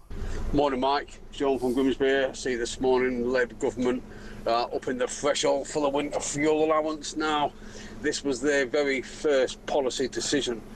Anybody, man or woman, who's a decent human being knows it's not right to take money off the most vulnerable members of society, yet they did it anyway. And now all of a sudden we're supposed to vote for them. I don't think so, Mike. Great show, mate. Yeah, as we used to say in Scotland, do they think our head zips up the back? Let's have a word with Dr. Ken Aswani, a GP, because the story this morning that we are being told by Wes Streeting and others inside the government is that GPs are going to get £102 million to enlarge their surgeries under plans to boost appointments. The cash is going to be given to about 1,000 practices in England, apparently, because many doctors have the time to see more patients, but not the physical space, which is news to me because most of the doctors I talk to say they haven't got enough time to see patients. But according to Wes Streeting, this is going to create an extra 8.3 million appointments. I find that hard to believe as well. Dr. Ken, very good morning to you. Good morning. I mean, most doctors that I speak to, and I think the last time you and I spoke, you said this, that you're not exactly sitting around twiddling your thumbs in your GP surgery, wondering what to do with all the spare time you've got, are you? Well, I think general practice has changed because obviously GPs are under pressure for time, but there's lots of other professionals that work in primary care. So when we talk about pharmacists, when we talk about social prescribers, we've got counsellors, physiotherapists, and yes, they are available, but they all need space. And quite often it's appropriate. If somebody's got a muscular injury, it's probably appropriate that they see a physiotherapy or a medication review, that they see a pharmacist. Yes, GPs do need to see probably the more complex patients, but yes, it's good to have all these extra workers. But yes, space is fundamental. It's the only way, often these patients are face-to-face and, the premises need to be available. And unfortunately, not all the premises are fit for purpose and are in urgent either repair or renewal. Yes. But nevertheless, people. I mean, this seems to be about making more space available in surgeries. Again, lots of people that I speak to who go to GP surgeries often say they're the only person in there. Yeah, the thing is, the main thing to notice about primary care, there's a huge variation. So Darzi did this sort of extensive report. And actually, if you look at some of the premises, they're purpose-built and, they've got everything one would possibly need. But there are sort of premises that work from, converted houses. And, when we talk about disabled access or just having enough consulting rooms, they're not fit for purpose. I mean, you can't use a converted house as a GP surgery. Now, all those need to be brought up to the 21st century. Otherwise, it can affect, millions of people that they're just not seeing their doctor in up-to-date premises. They are very out of date. I agree, it's a relatively small number, but still, they do urgently need upgrading. So will this generally be for people who have got what you might call, out-of-date premises who are going to move somewhere else? Largely. Rather than making their own where they already are bigger? Yes, largely. I mean, I think that this will have to be targeted where, the practices are clearly not fit for purpose. And, some of them can be converted, but a number of them, it's probably more sensible, and it can be 2 or 3 surgeries. And we do that and work with that quite a lot. They may want to sort of come together in a modern purpose-built premises, and there are premises being built, and that's much easier because some premises you simply can't convert. It's just not feasible. But yes, it will be targeted to those that are at highest need, not across the board, because you're right. I mean, some of the surgeries just don't need upgrading. They're modern enough. I mean, a lot, again, presumably the complaint used to be we haven't got enough GPs as well. I mean, is that not the case anymore? Right. Well, that has changed because we've got many GPs, and funny enough, it's gone a little bit the other way. The GPs sort of looking for sessions, but we do rely on the multi-professional workforce. So it's not just our nurses, but our clinical pharmacists do a great job. But for example, mental health workers, which work in our surgeries, social prescribers, physiotherapists, they really add to the team. And to be honest, it's much better for the patient. And we've got to think of them as a team rather than simply the GP. OK, so you've got not so much more doctors, but just more people. Correct. Right. That's right. And that's been made possible by what? More money from the government? Well, actually, there was funding. I mean, the technical name for it is ARRS, that funded additional roles. But in practice, it's worked well because those individuals are valued coming out of, say, upskilling. And pharmacists, where they used to dispense, could come in and prescribe and see long-term conditions such as diabetes or heart disease.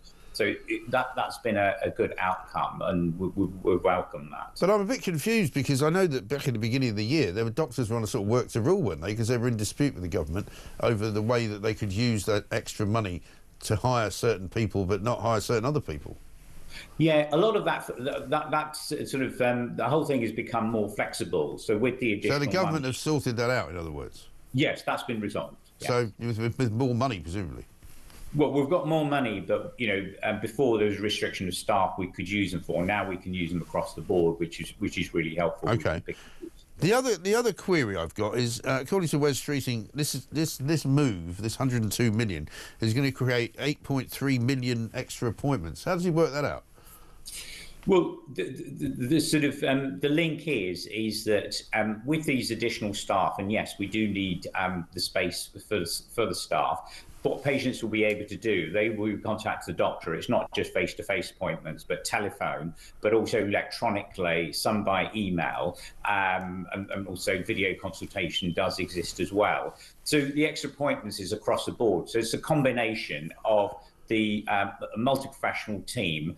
One does need the basic space because you do need to bring in at least half your patients.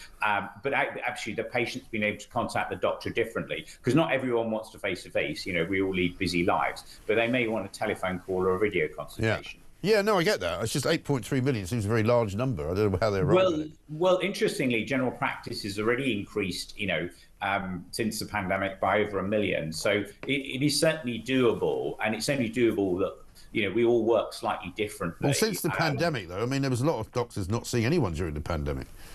Yes, and that was because of that. But that's changed. More than half the patients, probably a majority of them actually that want to face-to-face appointment are seen. A lot of patients that say for work reasons convenient do not want to face-to-face. Yeah. Sometimes. So you're saying that some people who want face-to-face can't be seen?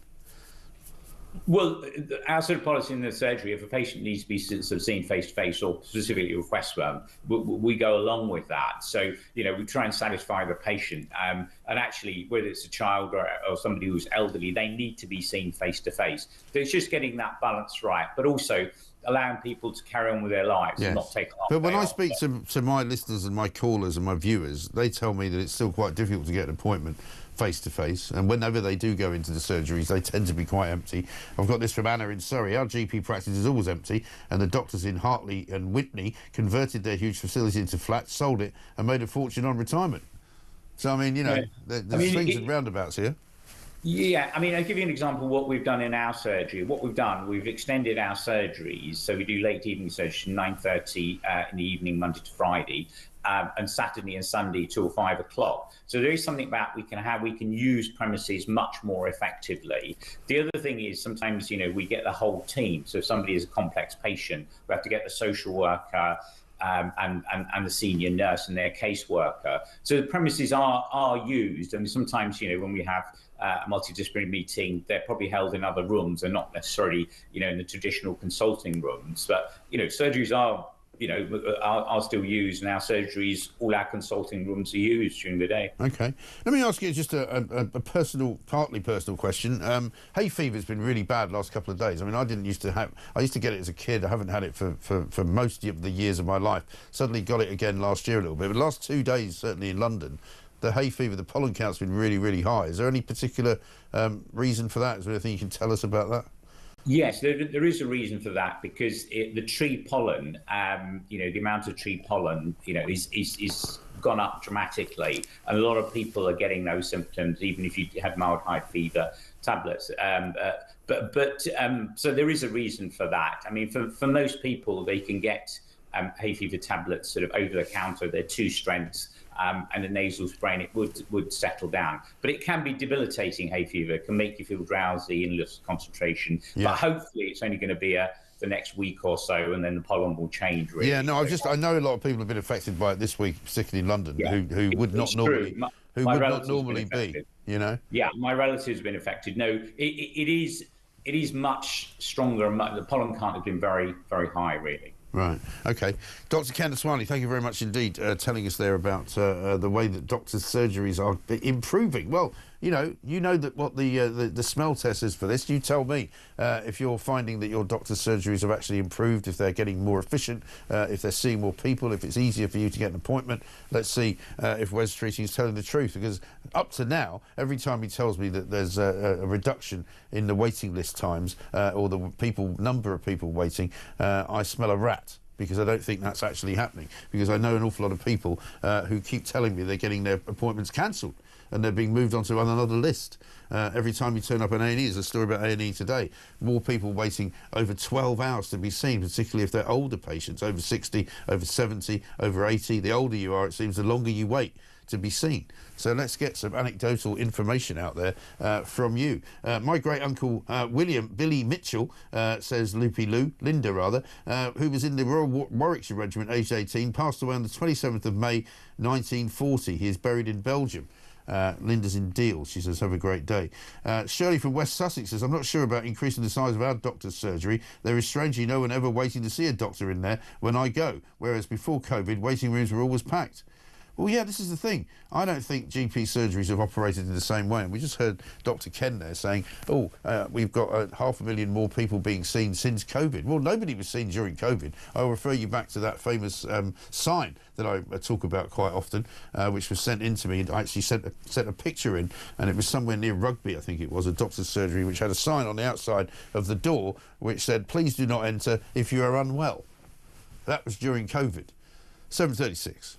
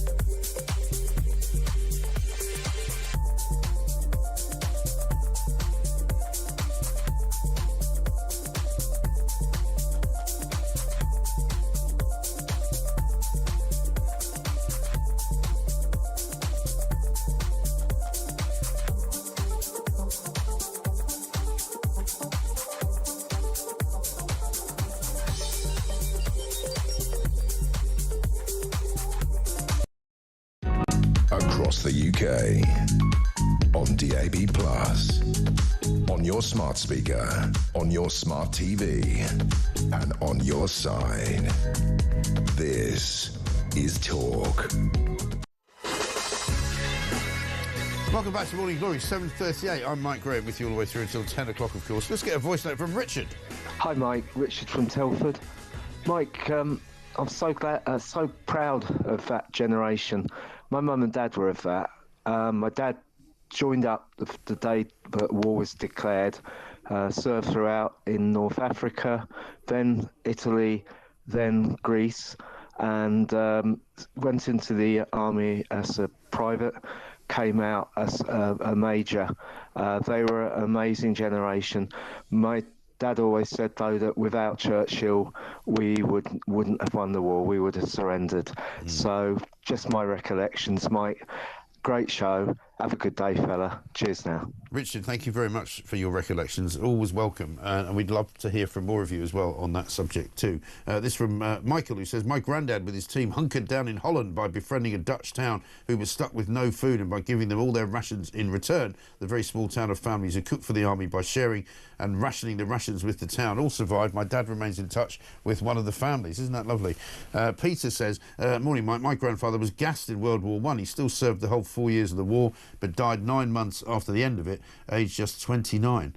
Incredible stuff. We've got lots of you with things to say about GP surgeries as well. Dr. Renee Hundekamp has been in touch as well, so we'll give you some more of what's actually going on in the NHS, rather than, you know, what the government and their, shall we say, friendly doctors would have you believe.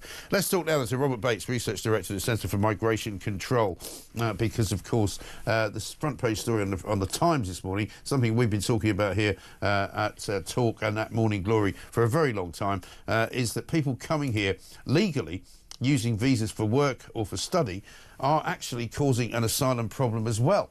Robert, very good morning to you. Morning, Mike. Thanks for having me. Not at all. This comes as no surprise to me, and probably not to you either. We've been warning about this for ages, you know, because we used to have these lefties all the time saying, oh, but the reason these poor people come on small boats is because there's no safe legal routes for them to come. Well, there are, and this is what they are. Come in as a worker, come in as a student, overstay your visa and just stay. And in fact, why don't you apply for asylum while you're at it? Yeah, this is quite a tried and tested method, actually. If you look at the statistics, only about a third of those actually claiming asylum come on the small boats. The far bigger problem is those that allegedly come in because they want to study or they want to come and work, and then they suddenly, once they arrive here, realise that it's not safe for them to return to their country of origin, and therefore they lodge asylum claims. I think what we've started to see is a bit of recognition that this is actually the thicker part of the iceberg, as it were, and that in reality the asylum system is being swamped not just by those tens of thousands that are coming over and increasingly coming over thanks to Keir Starmer, but also because of those and the lax visa restrictions that we're placing on many countries. So they're able to come over, pretend to be a student, pretend to be a worker, and therefore they're given legal entry to enter the country, and then they ultimately lodge that asylum claim, and it is causing a huge problem. I think the government are right to identify this as a problem. I don't think the measures they're introducing are quite going far enough. I think we frankly need to move towards a position where in-country asylum claims are frozen, at least temporarily, because we see this as an exploding problem and one that really needs to be addressed. Well, it really does, because one of the reasons that we have a sort of a larger problem waiting in the wings, if you like, is because the more of these people who are given asylum, 40,000 of them claimed it, I think, last year, who held a UK visa, the next thing that happens is they get their families to come and join them, don't they? Exactly. Those that come in illegally, those that then, or come into the country legally and claim asylum, are the thin end of the wedge. You see it time and time again. The numbers actually that hide beneath the surface are far larger than those that grab the headlines in many cases. It's, of course, very worrying when you see tens of thousands coming across on boats, or when you see figures such as these with people coming legally and then lodging, in many cases, illegitimate asylum claims. But what you actually then see beneath the surface is large numbers of family members, 2, 3 in some instances. Alternatively, what you then also see as well is large numbers of remittances going back to those countries of origin as well. We lose about 9 billion every year from the UK economy with individuals sending remittances back home, not just illegal migrants or those claiming asylum, many legal as well. But there's huge problems here beneath the surface, and I'm glad that the national conversation has been so focused on this illegal immigration issue that we're we're finally starting to see the huge scale of problems that lurk beneath the surface. Yeah, exactly right. Because the whole education sector has got massive problems, hasn't it? Because a lot of these financial organisations really aggressively recruit students in far-flung places. I mean, an awful lot of the bigger universities, you know, what they call the Russell Group universities, have even got campuses in places like Singapore, in Saudi Arabia. I don't know if they've got them in India, but they've got them all over the world, because for them it's a money-making exercise to bring as many foreign students in as possible. But they've clearly got it wrong. The balance is all wrong. It's a huge industry, and unfortunately the Conservative government really compounded the Ponzi scheme that is taking place in the higher education sector. They set a ridiculous target of having at least 600,000 international students in the higher education sector at any one time, and the result is that universities have effectively been written a blank cheque to adopt any recruitment practice that they see fit. And you see that, of course, with those overseas campuses. You also see universities like Sunderland setting up London branches, because that, of course, is another appeal for individuals, therefore more likely to apply for them and then go and work into the economy illegally in London as well. So there's a huge problem that's been set in trail here. I really think that the measures that are being set out are they're right to identify the problem, but I really don't think they go far enough, and frankly a lot more needs to be done. Of course, we also then have the issue of those that come on study visas and then just disappear as well. About 4% of those on a study visa, we just have no record of them having left the country. They've likely disappeared, gone to live with people in HMOs, and they're now working illegally in the country as well. Exactly right. And many of them actually take money out of the system as well, don't they? Because they apply for the student maintenance grant or a student loan, which they're eligible for as students, even though they're from foreign countries, and they just never bother paying it back. Yeah, and we just don't have the processes in place to capture any of that money back, to recoup it. There's, you know, some private companies that are working that kind of dealing with debt, but it's frankly chasing a lost cause there. You're trying to push water uphill by recollecting some of these debts. It's the same when you look at the NHS as well, actually. You know, we have these processes in place and these rules that we should be reclaiming these debts, but frankly, people either aren't bothered in the system or they just don't know where to begin, and we end up losing hundreds of millions in some cases when you look at the NHS as a result of these practices. Yeah, absolutely right. One final one. Rwandan accommodation paid for by British taxpayers could be used to house migrants deported by Donald Trump from America. This is another staggering waste of money. 700 million quid's worth of taxpayers' money spent on the Rwanda scheme by the Tories, cancelled by Labour. Now it looks as though the properties being built there could be used by Donald Trump. Yeah, because it makes sense to have a third country processing centre, somewhere where you can send those enter your country illegally, but you can't return to their countries of origin. It's real common sense that this is the kind of system that you need in place. The Tories didn't really implement a fully throttled third country system because, of course, we're in the ECHR. Labour have completely given up on the idea of using it as a deterrent. And, you know, you look around, look at countries in Europe, you look at what Trump is now doing as well, and it seems that this is now going to be the practice, that third countries, they're a vital part of a deportation programme and removing those that you're in your country illegally. Unbelievable stuff, isn't it? Incredible. Robert, thanks very much indeed. Let's get a voice note from Daryl on visa curbs. Morning, Mike. Daryl from Blackburn. On your visa overstayers, my son's at university doing a business management course.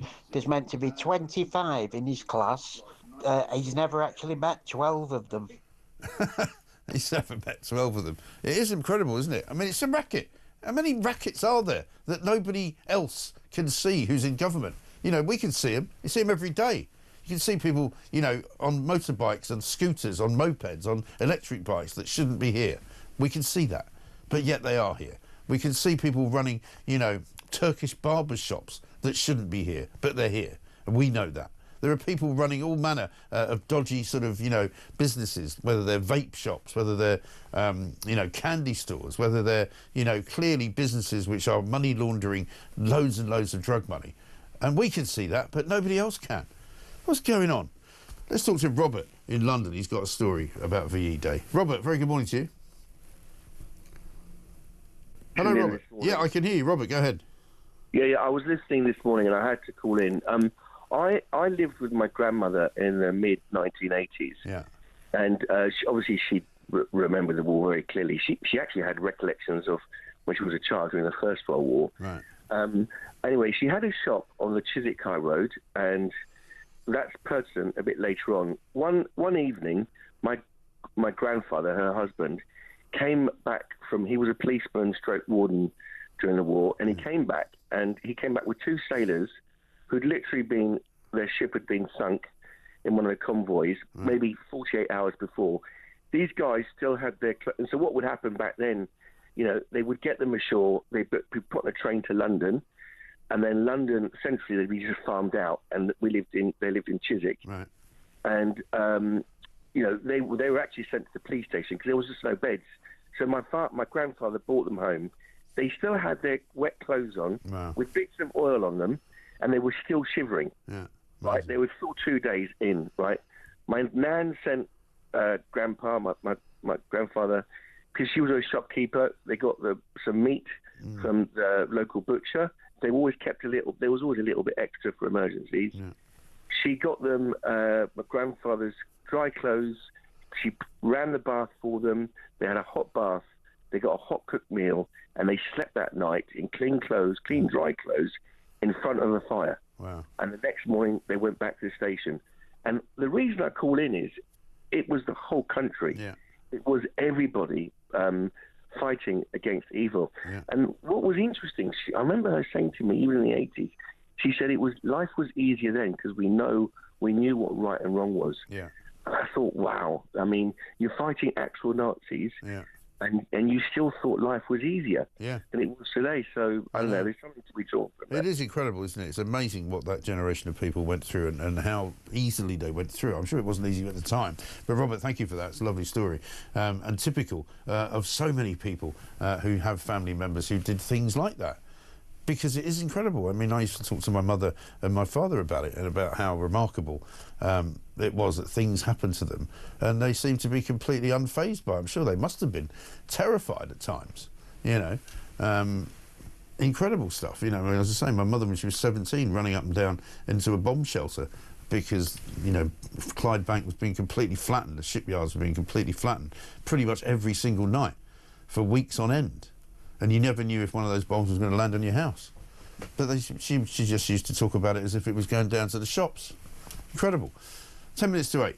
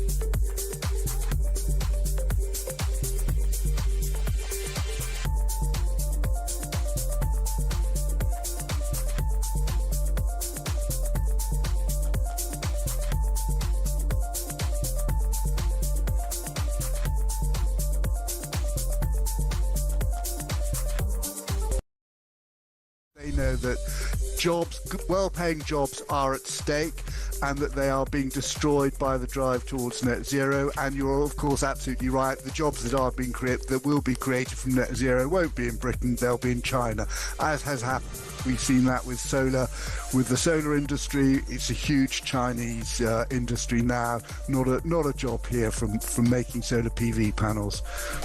It seems to me, around the world, the lure of trying to be sort of morally self-righteous and go hard and fast for net zero is beginning to wane.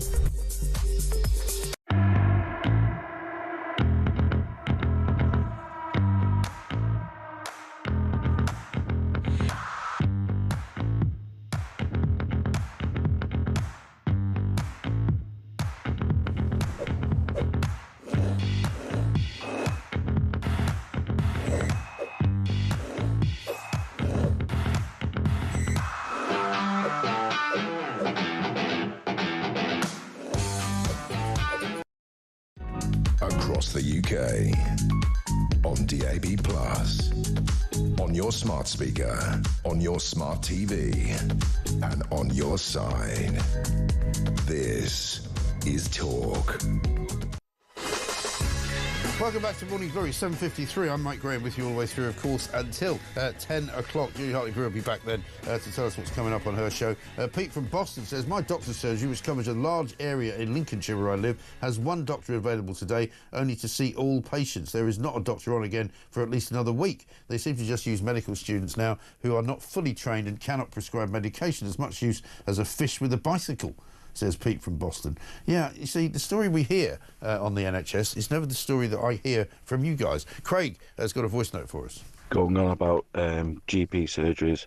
My son's had a chest infection for the last 3 weeks and can't shake it, so I told him to phone the doctors. He phoned the doctors last week, which was the 4th, for an appointment, and they asked him to phone back on the 19th, because that's when the next appointments will be coming out. There's no appointments before that.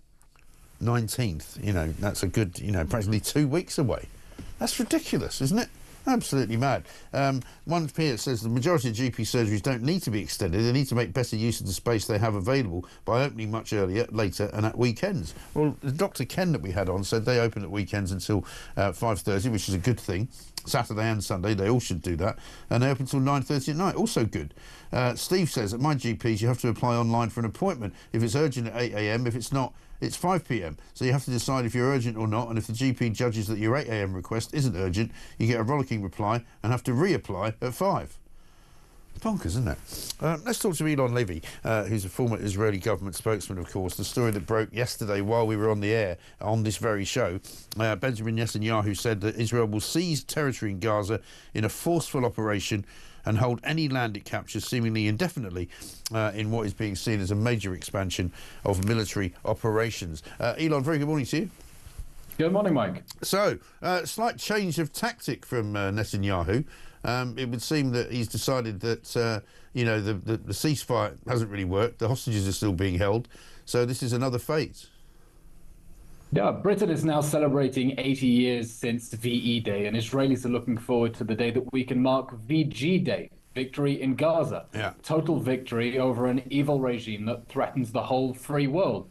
We want this to be the last Gaza war, and the way to make it the last Gaza war is to make sure that the Hamas regime that started this war cannot remain in power. The problem with the military strategy so far is Israel has been playing cat and mouse. It goes into Gaza, fights Hamas in a certain area, and then withdraws, and Hamas simply goes back and takes control. The strategy now says two things. One, last chance to Hamas for a deal to release the hostages. You have to release them now, or else we're going all in. And then a full campaign to destroy Hamas, just like the British did, by the way, in Iraq against ISIS. The strategy is you clear, you hold, you build. But if you don't stay in that territory, Hamas will come back to that territory, and then the war will drag on forever. Does that mean that the original tactic was a mistake then? Well, clearly the original tactic after a year and a half has not succeeded in removing Hamas from power, because Israeli soldiers kept going back into the same areas that they had already cleared. So the IDF is saying now we're going to stop this game of cat and mouse. The only way to remove Hamas from power is to capture territory from it, and then stay there, because otherwise Hamas is just going to fill the vacuum. Yeah. And the quicker Israel is able to destroy Hamas, the quicker this war can end and we can all move on. Geographically speaking, I'm reading that people will be told to move south. So, I mean, how far sort of north are you going to be then? Well, the Gaza Strip is a very small area. It's only 25 miles from top to bottom. The whole thing is walking distance of a few hours. Israel's strategy now is based on separating civilians from militants. It's what it's been trying to do since the beginning of the war. Shamefully, UN agencies refused to support Israel's evacuation efforts. It told civilians, get out of Hamas strongholds, we're coming in, and UN agencies impeded their evacuation.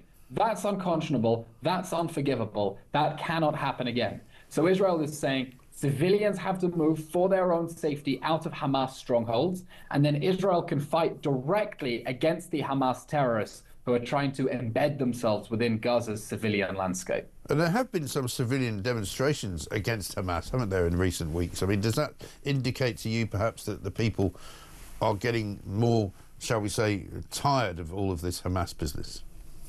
It's definitely amazing to see protests in Gaza against Hamas. This is a new development. Let's remember, Hamas remained, the October 7th massacre remained overwhelmingly popular inside the Gaza Strip for over a year. For over a year, polls were showing that most Gazans thought that going into Israel and butchering people at a music festival, that was a good idea. But as the war has turned against them and the cost of losing this war has become more bleak, we're seeing people blaming Hamas. And that is exactly what they should be doing. You know, the protesters on London are blaming Israel. Protesters in Gaza are blaming Hamas and saying, you brought this war on us, you have to go out. But Hamas is responding with brutal repression. They have executed people leading those protests. They've imposed a curfew. They're reorganizing their secret police. And I think it's disgusting that people around the world who claim to support the Palestinians haven't a word of condemnation for Hamas that is brutally suppressing peaceful protesters who know exactly what the useful idiots in the West won't admit, that this war is because of Hamas. And if Hamas surrenders and releases the hostages, this war can end immediately. Indeed. Well, we wish you luck with it, Elon. Thank you very much indeed. Elon Levy there, former Israeli government spokesman. Coming up, loads more. Dan Hodges is here, Ryan Savey as well. This is Talk.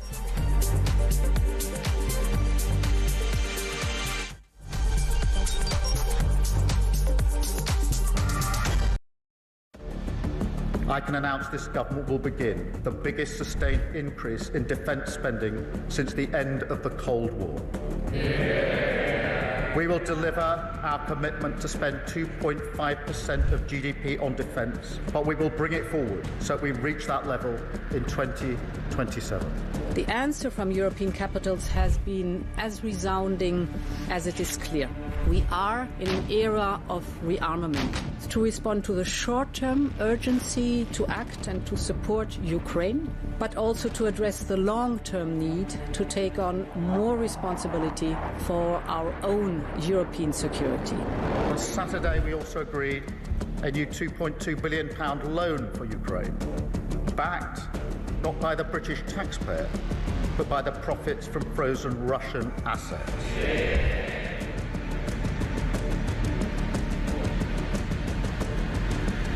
It is my pleasure to bring from His Majesty the King a letter. He sends his best wishes and his regards, of course, but he also asked me to bear this letter and bring it to you. So can I present the letter from the King to Thank you very much. Am I supposed to read it right now? Yeah, please do. I will do. I've got to tell him what your reaction is, so I need to know. I need to know. He is a great gentleman. A great, great gentleman. He said he thinks the war's going to go on for a long time, and he better not be right. Well, I just think he should be more appreciative because this country has stuck with them through thick and thin.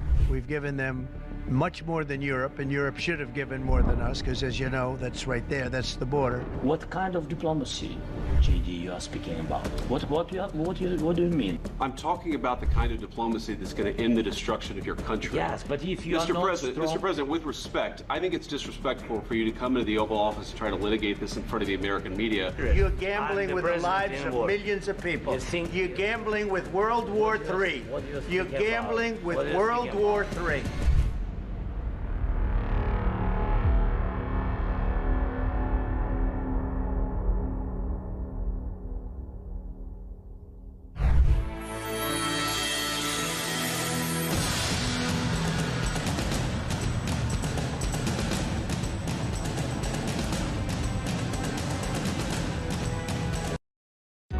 Across the UK, on DAB+, on your smart speaker, on your smart TV, and on your side.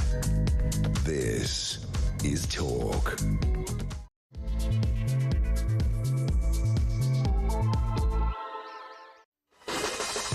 Welcome back to the Morning Glory, 3 minutes past 8. I'm Mike Graham with you all the way through until 10 o'clock, of course. We're talking about a great many things this morning. We've been celebrating what was the celebration yesterday for VE Day. We're in sort of VE Day mode as well because there's going to be celebrations today as well, all the way through until Thursday.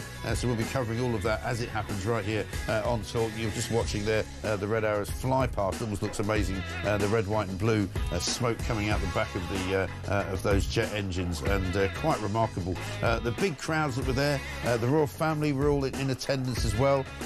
Even the politicians even actually looked like they were glad that they were able to celebrate something about being proud to be British. Absolutely extraordinary stuff.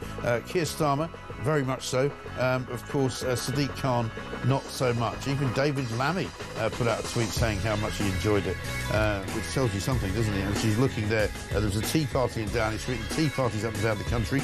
Even Mrs Starmer made an appearance, which is unusual. We'll talk some more about that. We're hearing loads of your stories about your families and what they did during that period of history, and why it does make us so terribly proud, of course, to be British. Coming up this morning, though, we're talking about some other things too, including visa curbs on nations that are said to hike the asylum bill. This is a story that we've been talking about for weeks and months and years on this station, about how these are the people who come to this country by the safe routes and then claim asylum once they're here. They're coming on visas, either to work or to study. They overstay those visas, and instead of going back to the countries from whence they came, they stay around and they seek asylum. 40,000 of them last year. And countries like Sri Lanka, Pakistan and Nigeria are now going to be put on a list because people are going to be discouraged from coming here to do those kinds of things because, quite frankly, we're full up. It's as simple as that. We'll also be talking about the NHS. Lots of you talking about doctors' surgeries this morning because old Wes Streeting's at it again. He's saying they're going to create 8 million more appointments for people in their GP surgeries by making the GP surgeries physically bigger. Many of you are saying, whenever I go to the GP, there's never anybody there. What are you talking about? We'll hear from Dr. Renee Hundekamp. She's been messaging me this morning. We'll hear from many more of you as well. Also, we'll be talking about why people are getting stuck in A&E for 12 hours or more still, even though we're supposedly fixing the NHS. Well, that's what they tell us anyway. And also, we'll be talking more about that terror strike that was planned by all those Iranians who have been arrested. We'll try and get to the bottom of that story as well. Also, The Sun have got a story saying 60% of people in this country don't want net zero. They'd rather see a return to the cost of living that they can afford. It's as simple as that. 0344 499 1000. This, of course, is Morning Glory. Let's get it on.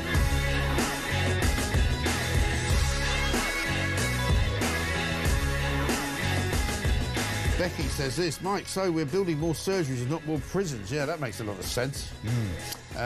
Morning, Mike says, Stephen Tewkesbury, our GP surgery is fairly new and purpose-built. When you can get an appointment, you turn up to a largely empty building. What's the point of enlarging surgeries when there's no bloody doctors to fill it? Well, that's a very good point. And this is what I was going to say to you, that Dr. Renee Hundekamp, listening to our doctor who we had on earlier, Dr. Ken Aswani, has got something to say, and I'll tell you what it is in a minute. But Wendy says this, morning, Mike, I messaged you over a year ago saying I was 13 years post-stroke and supposed to be monitored regularly. I said I hadn't seen a GP since before the pandemic. Well, I still haven't seen one. All I've had is 3 or 4 brief phone calls telling me to take my medicine or to take my BP. Whatever that is. Fascinating. And here's this from Dr. Renee, who basically says she would love to do more sessions in a week, but can't get them. 2 years ago, she could do extra work every day if she wanted to. And apparently the GP's dispute with the government, she says, has not been resolved. The money can only be used for newly qualified doctors. This is not actually what's going on. So when that doctor who we had on, Dr. Ken Aswani, said that the more money had been made available now for doctors to hire different people, he wasn't being entirely honest.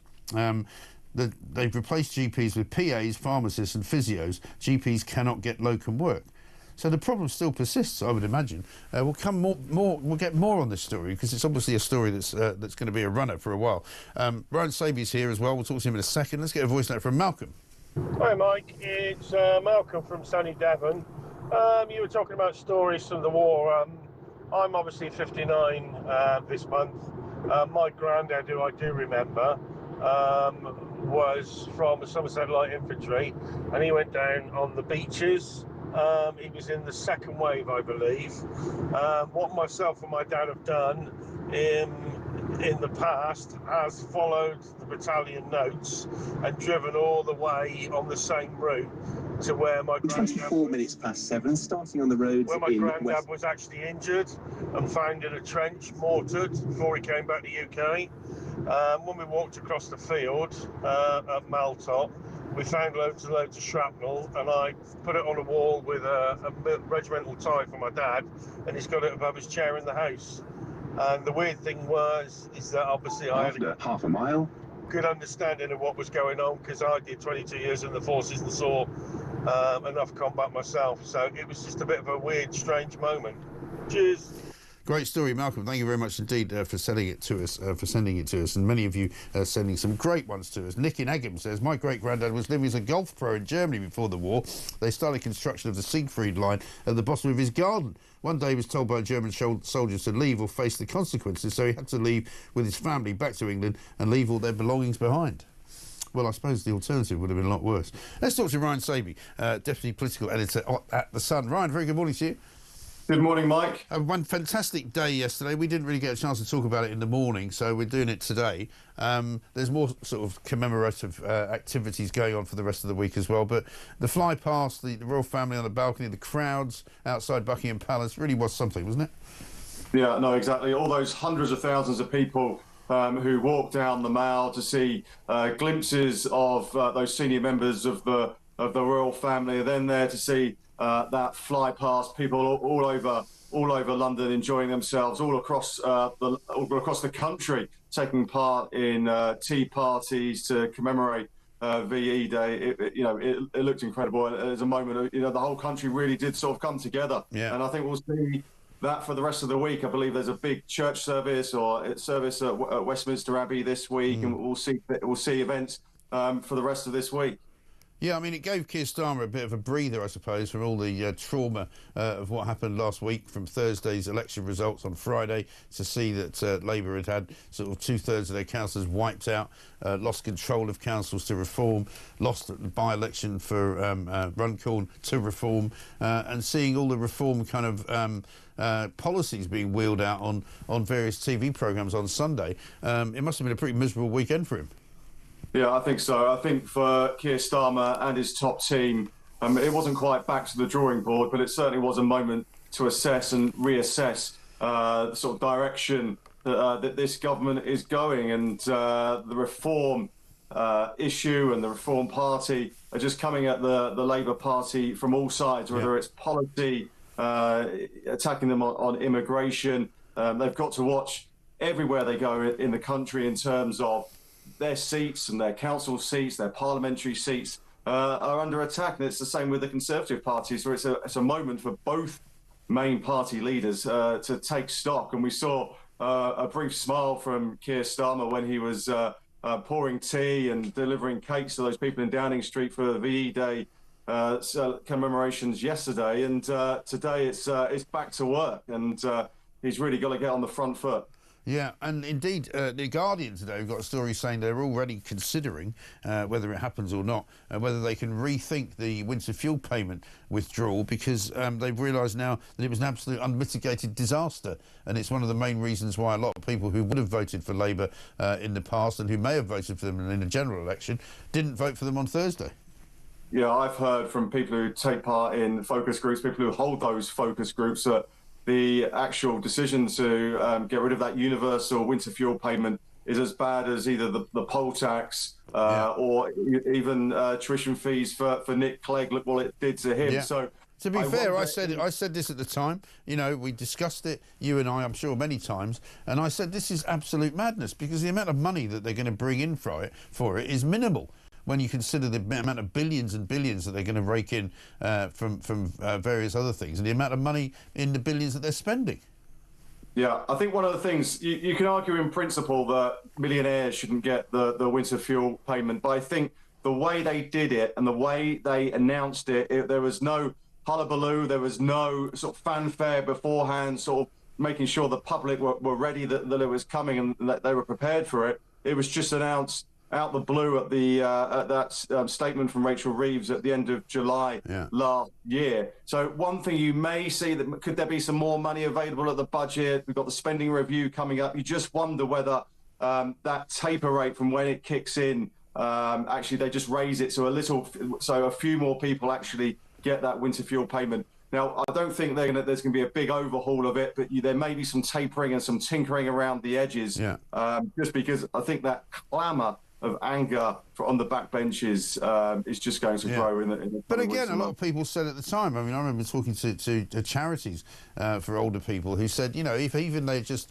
given us a year's grace, if even they hadn't kicked it in straight away last winter, or if they'd broken it down slightly different. I mean, there's talk in the Guardian piece saying they might increase the £11,500 threshold after which it affects people, you know, and maybe make that a little bit higher, which would mean more people would not have it taken away, if you like. But let's have a look at Rachel Reeves at a party conference defending the decision. And I made the choice to means test the winter fuel payment so that it is only targeted at those most in need. I know that not everyone in this hall or in the country will agree with every decision that I make. But I will not duck those decisions. Not for political expediency, not for personal advantage. Faced with that £22 billion black hole that the Conservatives left this year, and with a triple lock ensuring that the state pension will rise by an estimated £1,700 over the course of this Parliament, I judged it the right decision in the circumstances that we inherited. Yeah, well, doesn't sound like it was the right decision now, does it? No, and I think that the trouble is, it's not only you have the winter fuel payment that was taken away from many. It's combined with everything, you know, everything else, whether it's the national insurance rise for businesses, whether it's the tax on farmers. I think you start bringing all these things together, and you question the sort of political judgment of those at the top of the Labour Party to do it all at once. They will say they had to make some tough decisions, but attacking pensioners and taking away that winter fuel allowance from a hell of a lot of them, that's what wound people up. Yeah, absolutely right. And of course, Wes Streeting is out and about today, claiming that because of the national insurance increase, they're able to give more money, £102 million more, to GPs to make it easier for them to have bigger and better kind of premises so that more people can be seen. And rather, I think it's slightly incredibly, and I'm not sure what you think about this, they're claiming there's going to be a boost of 8.3 million more appointments. Now, judging by the reaction I've had from people out there in the real world about what's going on in their GP surgery, this is not the silver bullet that Wes Streeting thinks it is.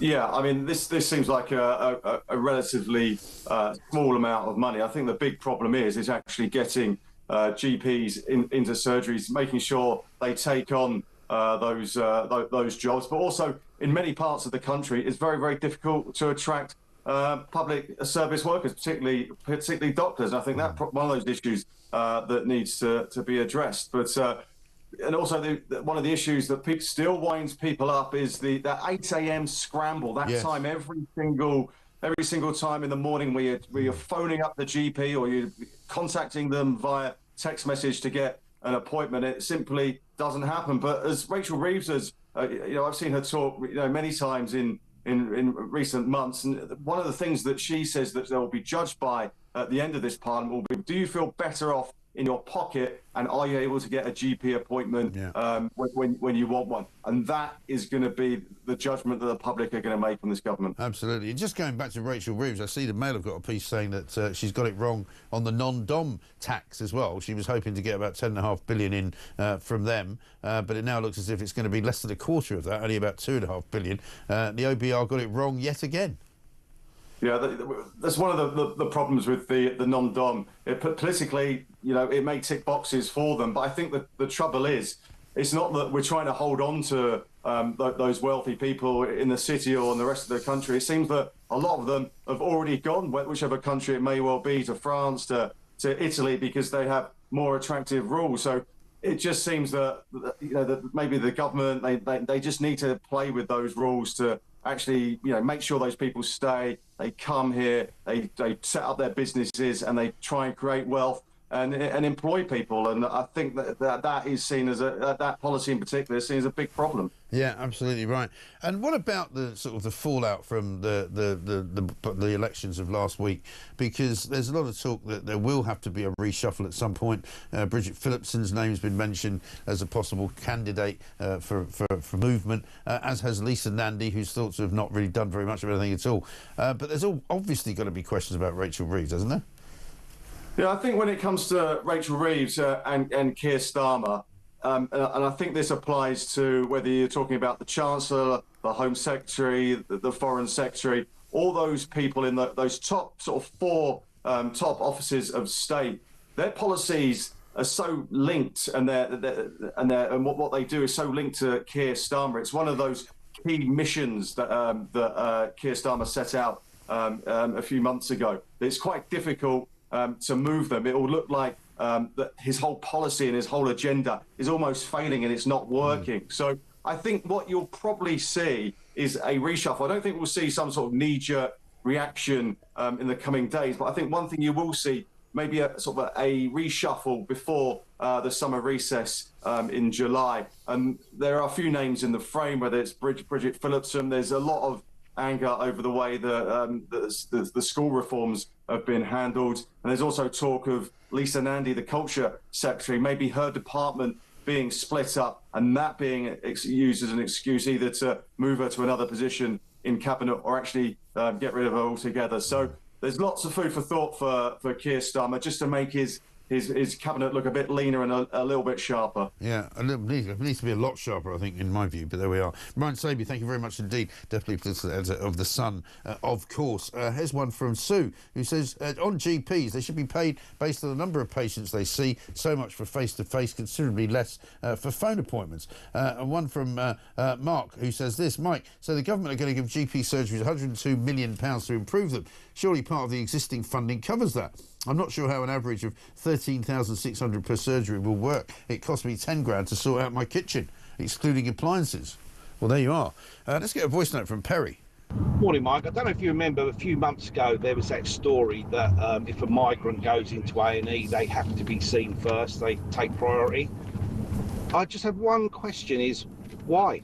Why do they take priority? Why is their health and well-being more important than mine? That's all my question is to any member of Parliament: is why do they have to take priority?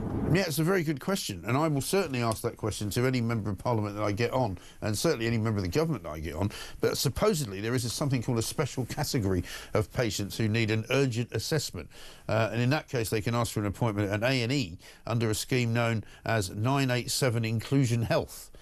Those people in this category, including undocumented migrants, under the scheme can be pushed up the queue when they arrive at hospital and taken straight to a consultant for further evaluation. And of course, you'll imagine who else is in the group, right? Just imagine this would be dreamed up by some lefty who would say, oh, but these are marginal people. These are people who need to be seen before the people who actually pay for the health service. They include homeless people, people who have used Class A drugs, people who are on methadone or buprenorphine, people who have struggled with persistent alcohol misuse, so alcoholics, undocumented migrants again, other people who have issues that mean they've been excluded from good quality healthcare in the past. So basically ne'er-do-wells, scumbags, you know, people who can't control their own intake of alcohol and drugs, illegal migrants, right? Homeless people. They can all not pay for it, but they can all go ahead of you. What a shambles this NHS is in this country. Absolute and utter bloody shambles. 8:21.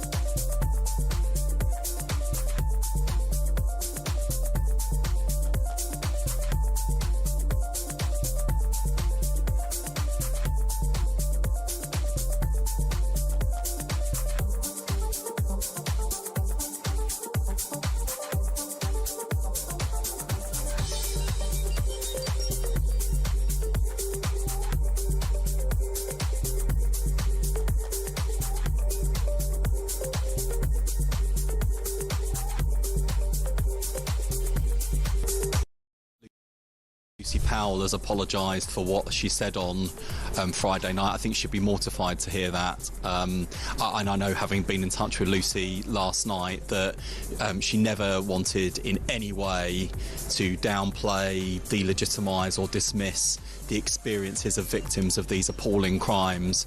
Now, I know that people say we should have a national inquiry. There have been a number of inquiries. I actually think actions are louder than words, and the one thing that we can hard to deliver is justice for victims. Across the UK, on DAB+, on your smart speaker, on your smart TV, and on your side. This is Talk. Welcome back to Morning Glory. I'm Mike Graham, 8:24.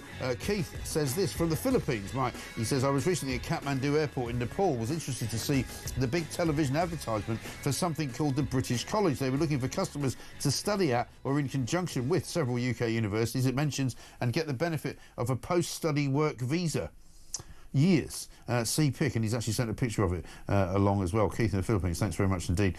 And back in the VE Day celebrations, Peter says this in Suffolk. Morning, Mike. I remember living in the East End. My mum was in the thick of it. I remember her telling me about how her and the neighbours saw some planes heading towards them. They all rushed into the gardens and waved at them, only to realise they were enemy planes who began firing on them. Crikey. Unbelievable. It's hard to imagine, isn't it? Let's talk to Luke Gittos, though. He's a partner at Murray Human, a law firm, because today's big piece in The Sun on page 10 by Ross Clark is all about the law and all about immigration. It says, why are barristers who represent asylum seekers allowed to be judges on asylum cases? And it's a very good question. We know for a fact that there are lots of lawyers who are willing to act for illegal migrants coming into the country, or indeed people who have come here legally, like on the front page of the Times today, as students or as workers who then want to seek asylum. So many loopholes. Luke, a very good morning to you. Good morning, Mike. How are you? Yeah, good. Good to talk to you. It's a massive area, this, of the law, isn't it? I mean, I don't know how many barristers are actually practising in it, but lately we've seen an awful lot of stories from these immigration panels where what would be described by people like me as lefty lawyers who have become sort of judges on these panels are basically giving people permission to stay in this country for some of the most ludicrous reasons of all time.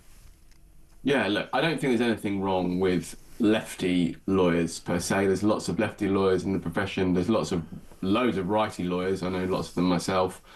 And I don't think there's also anything wrong with lawyers taking cases on because they're politically interested in the outcome. You know, there have been decades of case law in the United States of really passionate lawyers about issues around free speech, for example, who have really switched the dial over there. So there is a role for the law to play when it comes to making important political change. I mean, look at the Supreme Court decision around gender-based rights, really important decision that was brought by what we might call activist lawyers in some respect. But this is a serious issue when you sit as a judge in cases that are extremely politically contested and where, you know, you have a clear political interest in one side winning. This will be something I think that the Judicial Commission will have to have a look at, because I think that there's a broad recognition that, you know, lawyers who campaign on specific issues shouldn't be seen as judges in those tribunals. Right. Primarily because, you know, there's an important point about justice being seen to be done.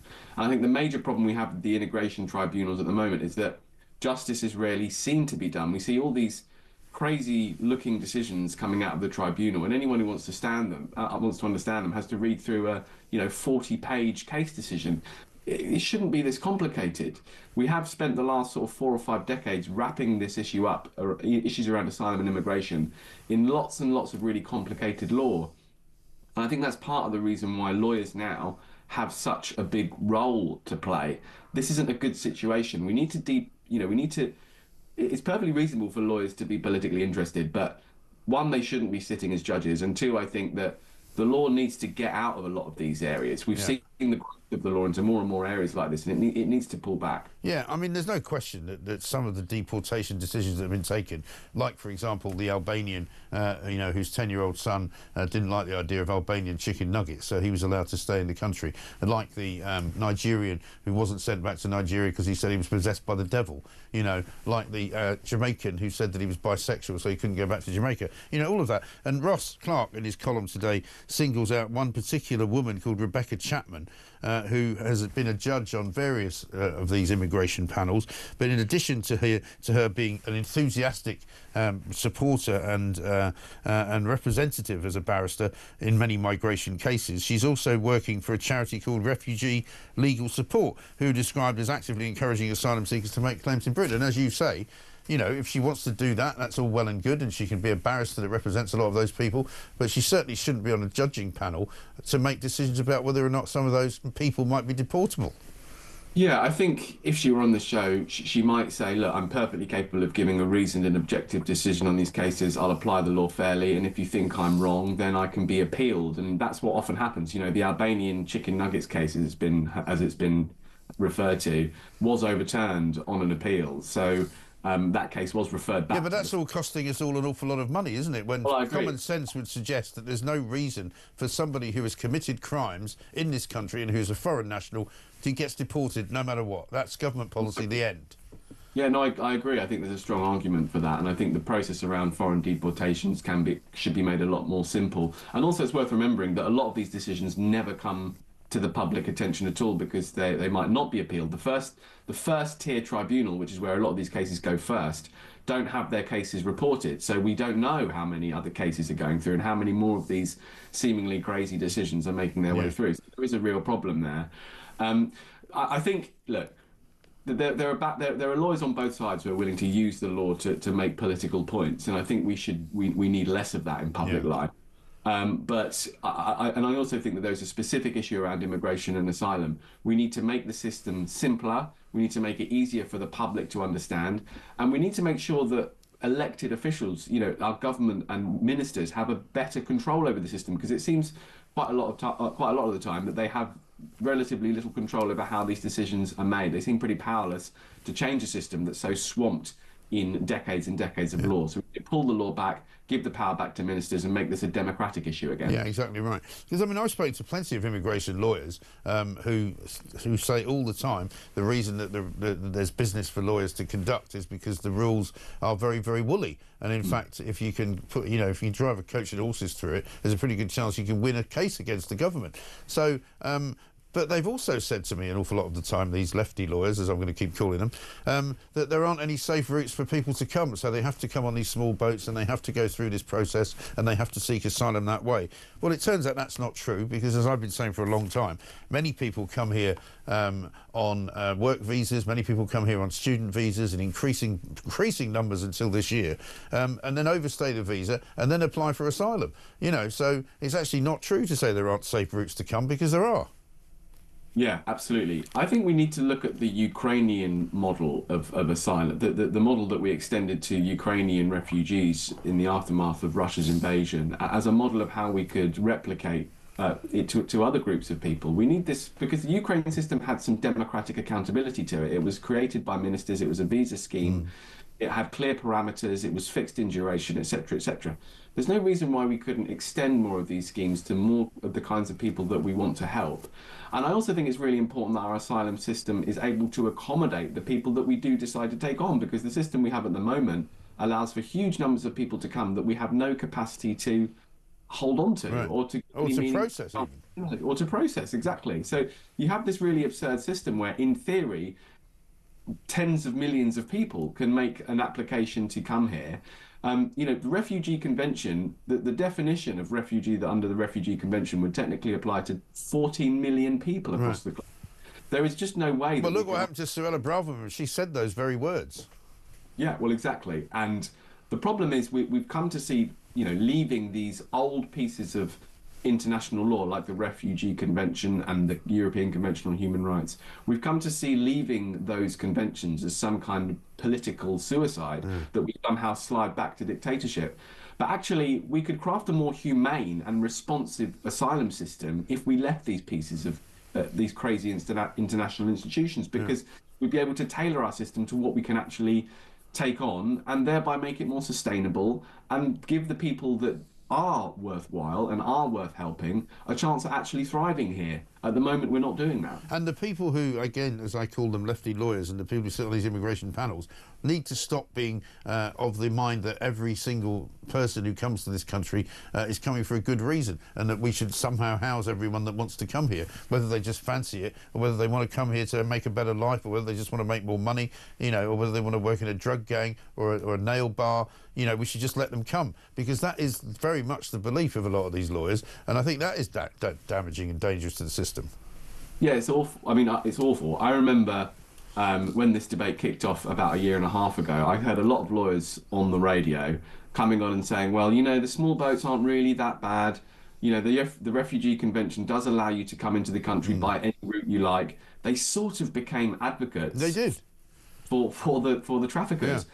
And that's an awful position to be in. You don't want to end up defending a system that's clearly inhumane and actually makes an absolute mockery of any good, honest asylum system. Because any good asylum system needs to be robust in refusing people that shouldn't be here, because otherwise it's not sustainable. So I think lawyers do need to recognise that there is a problem. We need to start by recognising there is a problem with illegal routes into the country. Yeah. We need to be more robust in enforcing our current system, and then think about how we can develop something that's more humane. Yeah, I think that's absolutely right. Sensible stuff, Luke. Thank you very much indeed. Luke Gitto's there from Murray Human. He's a partner there. And lawyers do need to be less like advocates. And I know that will sound strange, because in fact in Scotland they're called advocates. You know, they're advocates supposedly for the person they're defending or representing. They shouldn't be advocates for an entire cause. They shouldn't be advocates for immigration, unbridled mass immigration. They shouldn't be. And they certainly shouldn't sit on immigration panels if they also happen to work for refugee charities. That's a no-brainer, isn't it?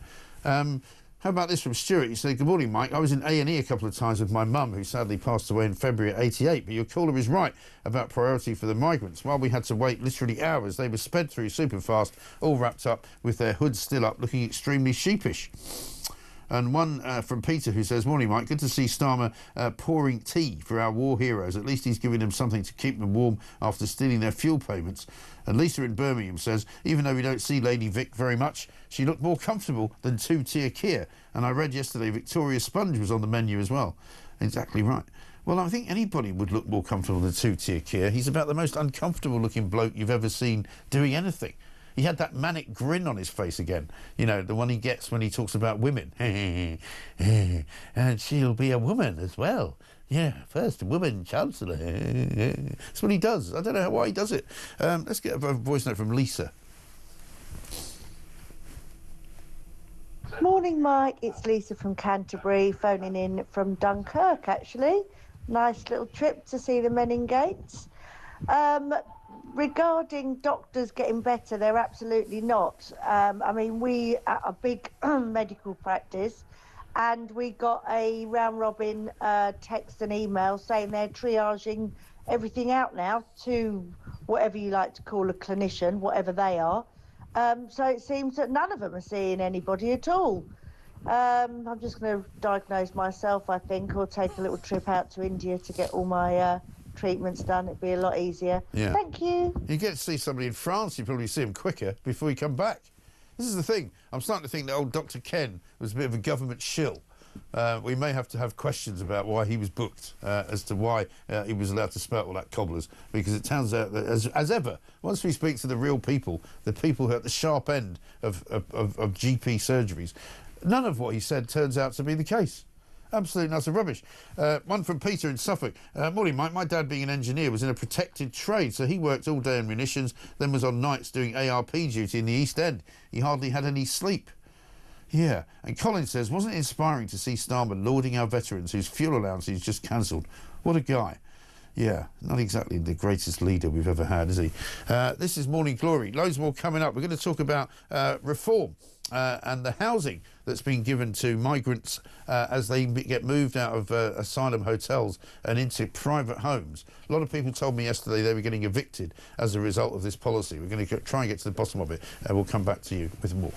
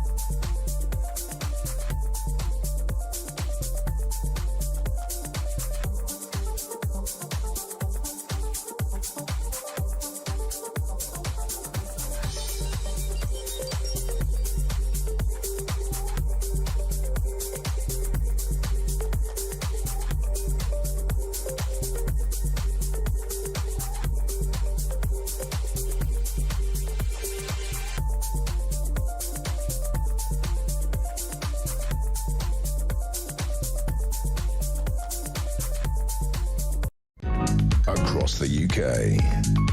On DAB+, on your smart speaker, on your smart TV, and on your side. This is Talk. Welcome back to Morning Glory. It's 8:40. I'm Mike Graham, and let's get a voice note from Sue. Morning, Mike. Sue from Farkham here. Regarding that father talking about his son with the chest infection, he might have already done it. Tell him to go to his pharmacy. They will help him. Well, I guess they might help him, but maybe they won't give him a prescribed drug unless he can get a doctor to sign the prescription, and that's quite often the problem. If you've got an infection which needs, what do you call it? You need proper antibiotics for it. You can't get them from a pharmacist unless he's got a prescription that a doctor's done, as far as I'm aware. Anyway, if Labour thinks some token gesture of winter fuel allowances, they're crazier than we ever thought. They could give the £300 back tomorrow and it won't matter. Kick your loyal dog enough and one day when you go to stroke him, he'll bite you. Trust is earned, not bought. Very good point. Let's talk to James Hummerston Pope now. He's a housing expert, because we had a story come across our desk the other day about the idea of migrants being put up not only now in hotels, but also moved into homes and into private homes, rented private homes. And it's causing a bit of a knock-on effect, a bit of a bad, perhaps unthought-through knock-on effect, which is that we've heard from loads of people saying we've just been told by our landlord that he's terminating our lease and he's basically kicking us out because he's got a better offer from the government via Serco. James, very good morning to you. According to... Morning, how are you? Yeah, very well, thanks for joining me. According to the government, they've got something like 30,000 asylum seekers who need a home. They've got an ever-growing portfolio of something like 7,000 homes. This is Serco who was saying this. They've organised an event in the Malvern Hills sometime this month as part of a drive to get hold of more homes. There are some landlords I've spoken to who have said they don't really want to rent their places out to migrants. They're not going to go for it. But obviously an awful lot of landlords will, because the monies being offered are in excess sometimes of what the sort of market value is. Well, exactly. And from a landlord's perspective, it's guaranteed rent. It's more than the market value, and they know they're going to get it on time every month for a prolonged period of time. Yeah. So you can understand why some landlords are sort of grabbing the hand of the government and saying, yep, I'll take that deal. But the reality is that's having a massively negative effect on our private rental sector, and more importantly, pushing more and more families into temporary accommodation. And actually what we're seeing is more and more children in temporary accommodation in those really young, developing years where they need to be in a stable home environment where they have space to learn and grow. Yes, and I mean you'll be looking at the screen on the right there saying calling all landlords. This was a kind of a clarion call that was put out by Serco, looking for landlords to give the rental properties out. Because the problem, I suppose, in essence, is there's just not enough property to go around, is there? An awful lot of people can't afford to buy houses now, so they're renting until maybe they can try and get a deposit together. But as I say, a lot of people getting in touch with us over the last few days saying that they're being informed basically by their landlord that he wants them out. And I don't know whether you could answer this question, because it may be a legal question to some extent. I mean, if you've got a lease and the lease period or the notice period of that lease is a month or 2 months, can they just terminate it any time they want? Well, they can. A landlord has right at the end of your fixed term tenancy to give you notice for you to vacate that home. Some tenants refuse to leave, and in those cases then the landlord will take them to court, and then the court will evict them, because the landlord has the right to take back their property and rent it to another individual. That is within the landlord's right to be able to do that, and that's part of the rent reform that Labour is trying to put in place at the moment. That's what we're seeing, the bills going through court right now. The reality is, though, is that, as you say, that's pushing more and more people into hardship and more people into homelessness. Yes. And then, of course, if they do become homeless, they then go to the council, who then have to find them a home in the rental sector, which the council or the taxpayer effectively will have to pay. Yeah, exactly. And the reality is we've got circa 1.3 million households currently on the waiting list in the UK, which is an obscene number. That's predicted to rise to circa 2 million over the next 10 years. And if we currently sit on our trajectory where we are right now, we've got roughly 20 years worth of work to do to clear that backlog. So the impact is obscene. Yeah. And I mean, we'd heard from Reform talking about possibly challenging the idea that you can't put migrants into hotels because effectively that changes the nature of the property, if you like. It's no longer a hotel, effectively. It's now a hostel. Does the same apply possibly to homes? I mean, I know we've also spoken to people who have seen sort of multiple occupancy homes being converted in streets where there didn't used to be multiple occupancy homes. Will councils be able to object to some of those plans?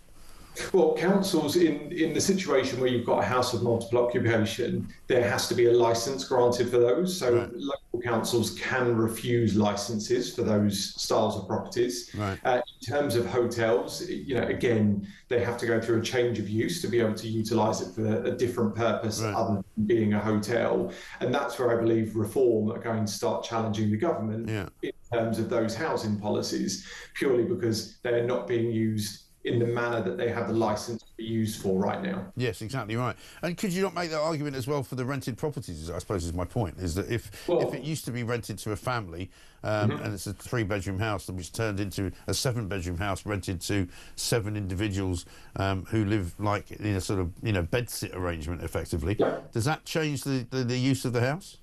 It does. That then becomes a HMO. So then you would, in most council situations, you would need a HMO licence, which has to be granted by the council. You can't just move people out and turn your home into multiple bedsits, because there are rules and regulations, because rooms have to be a certain size. There has to be circulation space. There has to be a usable kitchen and bathroom. So it's not just as easy as filling your home with people. No, of course. And the other thing that's attractive, I suppose, for landlords is that I think Serco is also offering not only to continue to pay all the bills and to continue to pay for 5 years the rent, it's also, I think, guaranteeing to make any repairs that need doing as well.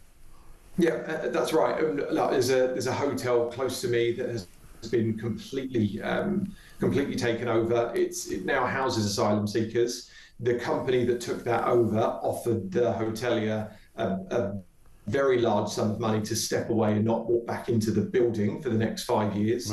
They pay for all renovations, and they will pay to turn the property back into a hotel when their licence comes to an end. So, the money that's being spent is crazy. Yes, and it's our money, which is even more crazy, unfortunately, because we don't seem to have any say in how that money is spent and when it's going to stop being spent. Well, exactly. And it's essentially the tap's been turned on, the money is flowing away rapidly, and there seems to be very little control over what's being done with it and how it's being spent sensibly.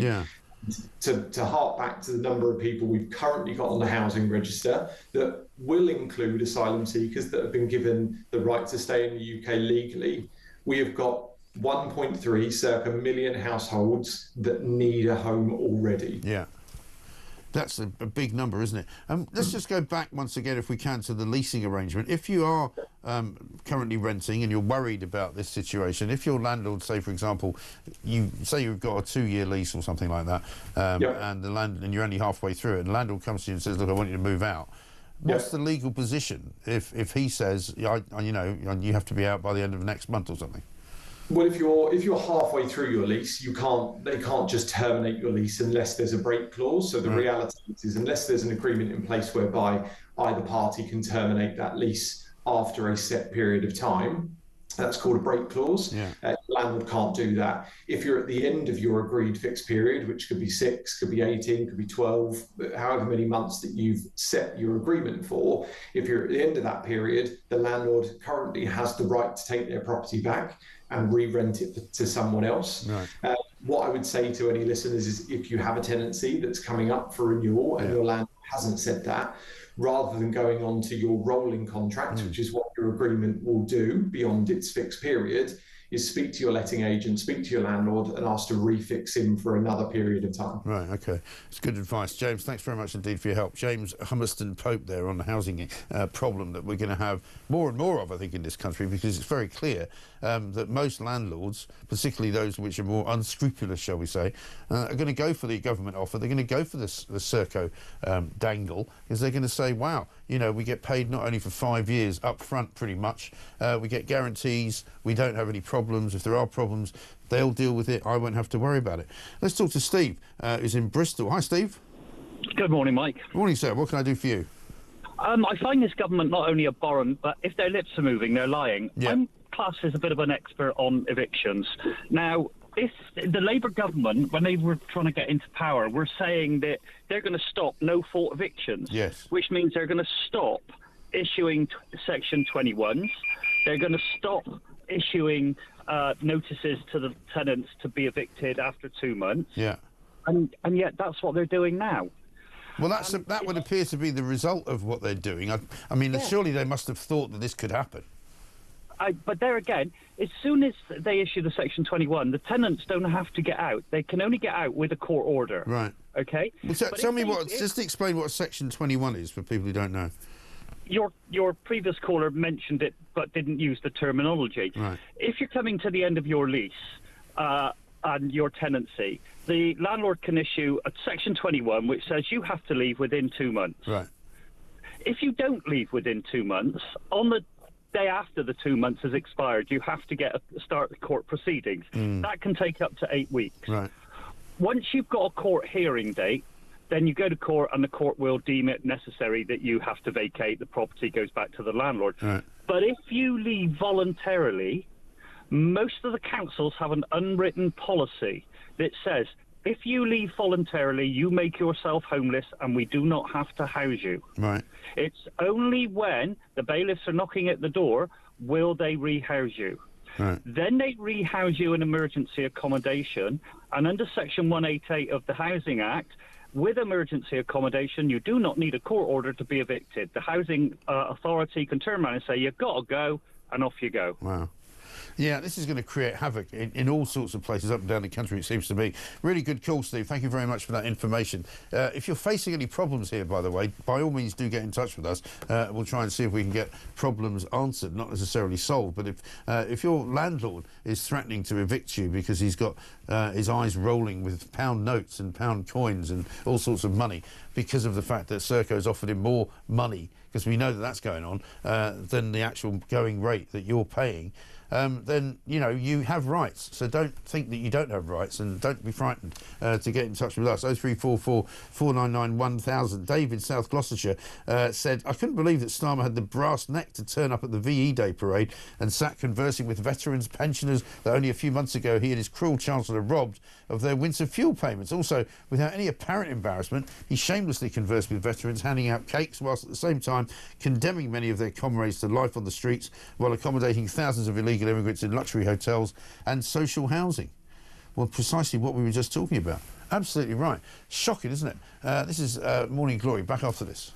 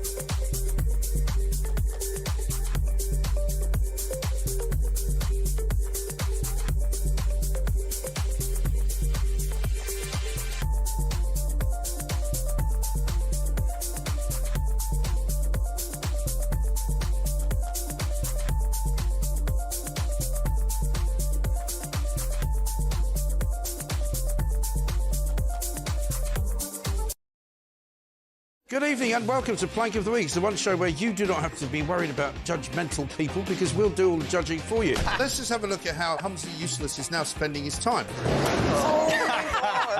There goes your career, mate. Over there a bit is over towards where all the migrants come in. He's jumping there. There he goes. He goes over the bar. Hello, and lady. unfortunately, hey, it catches on his Johnson. If he's plank of the week, he's got a sizable plank. That's a whole different show. Plank of the Week, Fridays at 7 on Talk. across the UK, on DAB+, on your smart speaker, on your smart TV, and on your side. This is Talk. Welcome back to Morning Glory. It's Mike Graham here with you all the way through until 10 o'clock. We're also in the final hour of the show already. I don't know where the time is going, for heaven's sake. Derek says this, great show, Mike. Several people I know have had their tenancy ended as the landlord has accepted the government migrant deal. Derek in Manchester, thank you very much indeed. We're going to talk to Dr. Alan Mendoza in a moment about these Iranian terror plotters. But first, here's a voice note from Mike.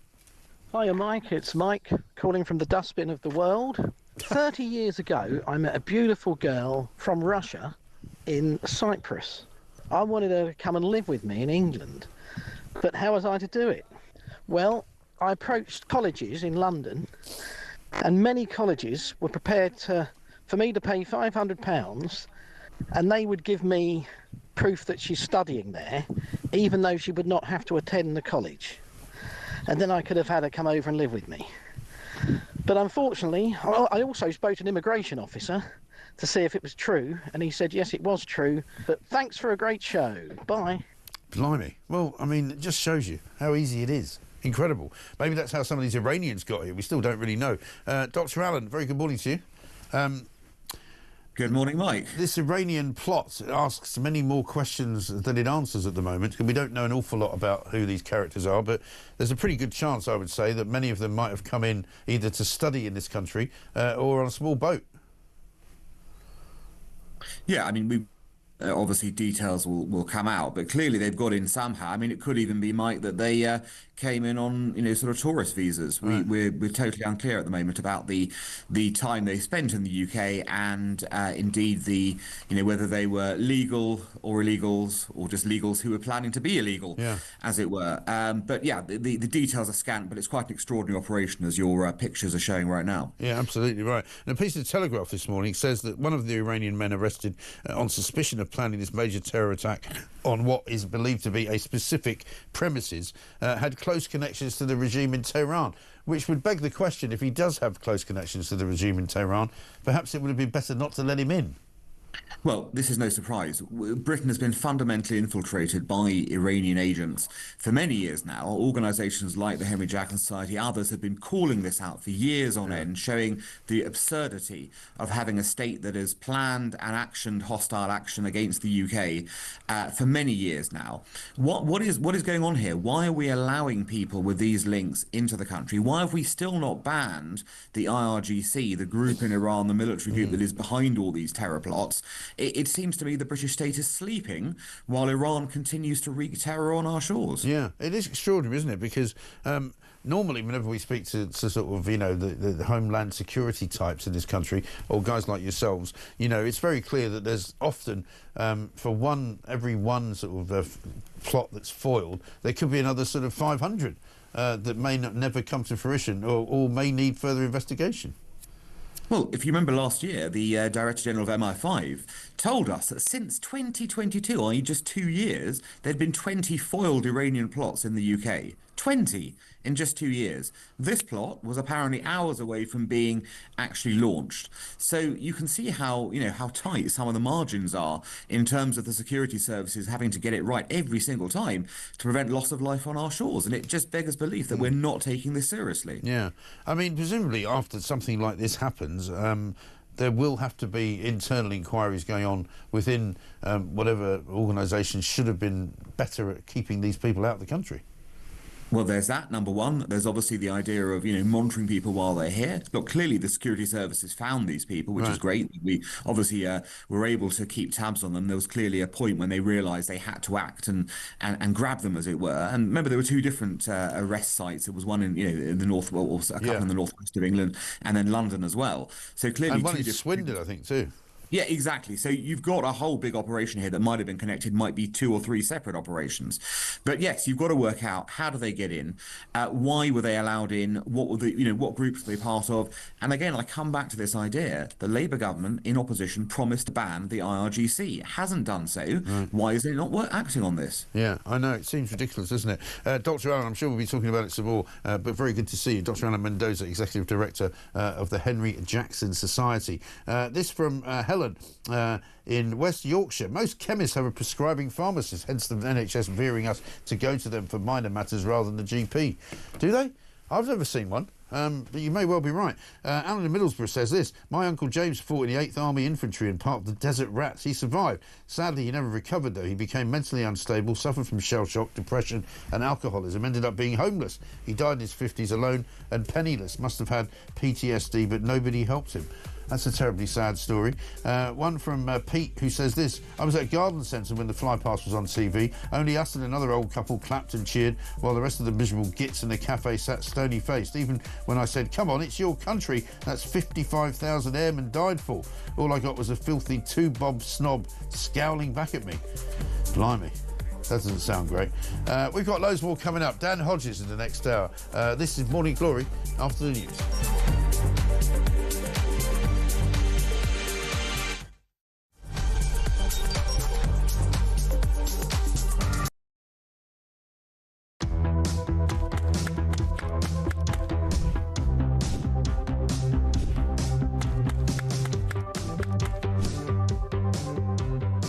Is it transphobic to say only women have a cervix? Well, it is something that shouldn't be said. It is not right. A woman is an adult female, and the court has made that absolutely clear. I actually welcome the judgment because I think it gives real clarity. It allows those that have got to draw up guidance to be really clear about what that guidance should say.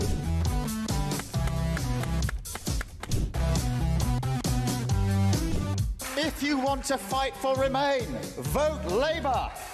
Now, there are some who say we don't need Brexit to work. We need to reverse it. I couldn't disagree more.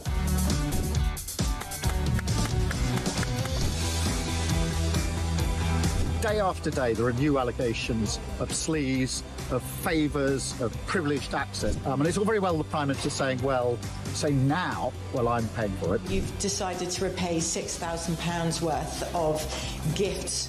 Lord Ali is facing an investigation. I wonder how concerned you are that your biggest donor was not fully transparent. Are you saying you made a mistake?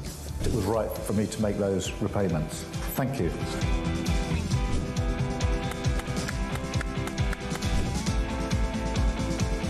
Of course, I wouldn't want Donald Trump round for dinner, but don't underestimate the danger to the world if Trump is re-elected this time around. I'm anti-Trump.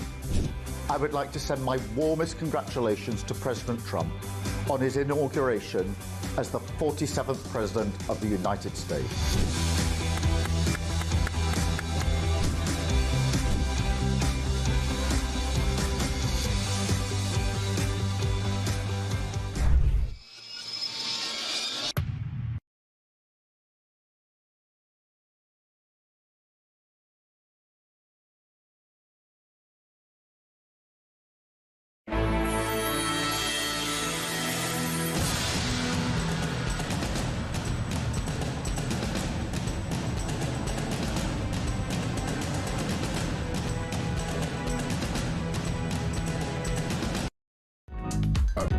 Across the UK, on DAB+, on your smart speaker, on your smart TV, and on your side.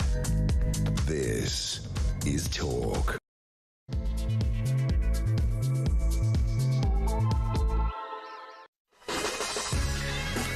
Welcome back to Morning Glory. Coming up to 4 minutes past 9. I'm Mike Graham with you all the way through, of course, until 10 o'clock for glorious hours of Morning Glory. Every single weekday morning from Monday until Friday. Yesterday we were here, even though it was a bank holiday, and it was VE, the first sort of day of the VE Day celebrations. And I have to say, it was really, really impressive watching Britain do what it does best, which is pageantry, the royal family, fly past by the Royal Air Force, you know, military parades, horses, you know, brass bands. It was all fantastic stuff, and there was loads and loads of people, hundreds of thousands of people, many of whom were tourists to this country, outside Buckingham Palace, cheering it all on. It was really quite a fabulous day to be in the capital city, and I haven't said that for quite a long time. Coming up in this hour, Dan Hodges is going to join us. He's got quite a lot to say about the Labour government. Of course, we haven't spoken since the debacle of last Thursday, where Labour were trounced by reform, as were the Tories, mind you,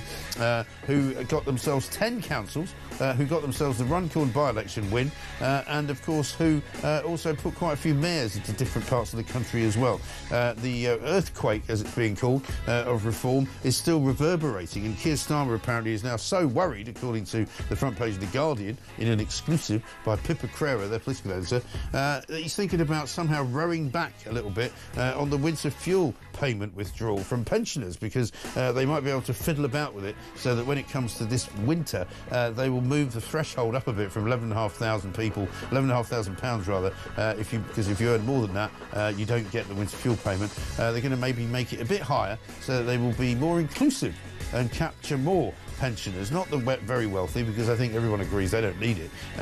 But is it really likely that they could even make a U-turn on one of the biggest policies that they set out to do right at the very start? Also, we're going to talk about immigration, because it now turns out that, yes, we were right all along again.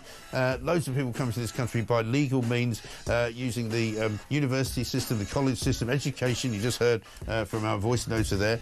If you can get into a college here from any country in the world, you can come and then claim asylum when you've decided that your visa has run out. Similar as you can do if you get a work visa as well. It's all a bleeding racket. We're also talking about this business of people being moved out of homes, rental homes in particular, because the government and Serco are guaranteeing that those homes can be rented to migrants who will be paying you for 5 years. No questions asked. Pay all the bills, pay all the repairs, no problem at all. Let's get a voice note from Kate on Rachel Reeves. Morning, Mike. It's Kate from Leeds. Rachel Reeves, I mean, come on, Rachel. Triple lock black hole, 22 million. You've actually caused most probably 100 million black hole now. I mean, you're diabolical, woman. You're an absolute diabolical person. I just can't stand Labour. I can't stand them. I mean, this is the way that's going, I'm afraid. It's billions, by the way. Billions, for heaven's sake. This is Morning Glory. Let's get it on. My goodness me. Lindsay says, Mike, your show is always so comforting. Thank you. The housing situation is so dreadful. My son is homeless since a relationship breakdown, but working and paying his taxes while all those illegals get everything free. Not to mention the UK grifters, of which there are many. It's just a sad way to live. Keep up the brilliant work. And Francis from Sussex, why don't the government just add the winter fuel allowance to the tax code? That way pensioners that earn millions won't see the benefit, but poor pensioners won't suffer so much. Well, if only things were that simple, Francis. Let's talk to Dan Hodges, who, even he, I think, is in some despair about this winter fuel allowance situation. Dan, a very good morning to you. Morning. I saw your tweet last night, which you sort of more or less said, they're damned if they do, damned if they don't now. Labour's kind of boxed themselves in on this winter fuel payment. But how did they not see that this is where it would end up? I mean, I don't know. I mean, when they came in, obviously they were scrabbling around. They were looking at where they could find money, where they could find savings, why they thought they could get away with finding savings by targeting, you know, some of the most vulnerable people in society. I really don't know. But as you've pointed out, and as I've said, they are now in a real sort of box themselves into a corner on this, because obviously it is a major issue. It had a major impact in the local elections and in the Runcorn by-election. I don't actually think it was the top issue. I think, from my experience being out in the country last week, immigration is is one issue. But there's absolutely no doubt winter fuel was part of it, and indeed winter fuel plays into that, because what I had people saying to me was, well, if they can, if they can afford to pay for the migrants, as you said, house migrants, give them benefits, etc., how comes we can't pay winter fuel, and how comes we can't look after our own? But the problem the government's got now is, if they don't U-turn, then obviously they're going to take a massive hit. Yeah.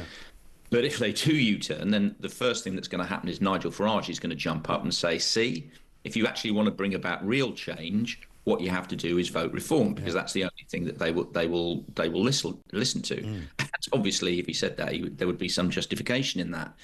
But the other problem is Rachel Reeves still has the issue of how does she balance the books? The financial situation is not getting better; it's getting worse. Yeah. And the other thing is, we are only 10 months into this government. This is a government that has a majority of 170.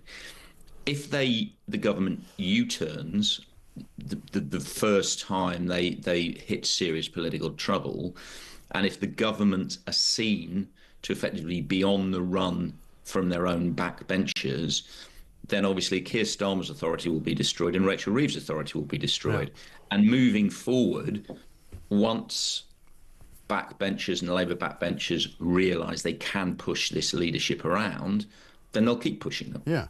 And then there'll cease to be any use. But I mean, my argument would be they're already no use, really. And I mean, an awful lot of what they've done has been proven to be disastrous. They just haven't worked it out yet. I mean, for Keir Starmer to respond on Friday to that drubbing that he got at the local elections by saying, we obviously haven't made our changes fast enough, and so we're going to go faster and harder, is kind of like somebody said to me, it's akin to a guy driving a coach towards the cliff edge and putting his foot down, Yeah, I mean, on Thursday, Keir Starmer was the guy who got pulled over by the police for doing 100 up the M1. Said, "Very sorry, officer." Drove off and sped up to. Said, "I'm going to go and speed up to 120." Yeah. It's ridiculous. I mean, look at what the response was. I mean, these were not just bad results for Labour. These were disastrous results. Governments normally, after they win a major majority, they normally get a bit of breathing space and a bit of a political honeymoon after that. That hasn't happened. These were absolutely catastrophic results. And what was Labour's response to being given an absolute shellacking, not at the hands of the Tories, but at Nigel Farage and we had Keir Starmer going out saying, "I'm going to go further and faster."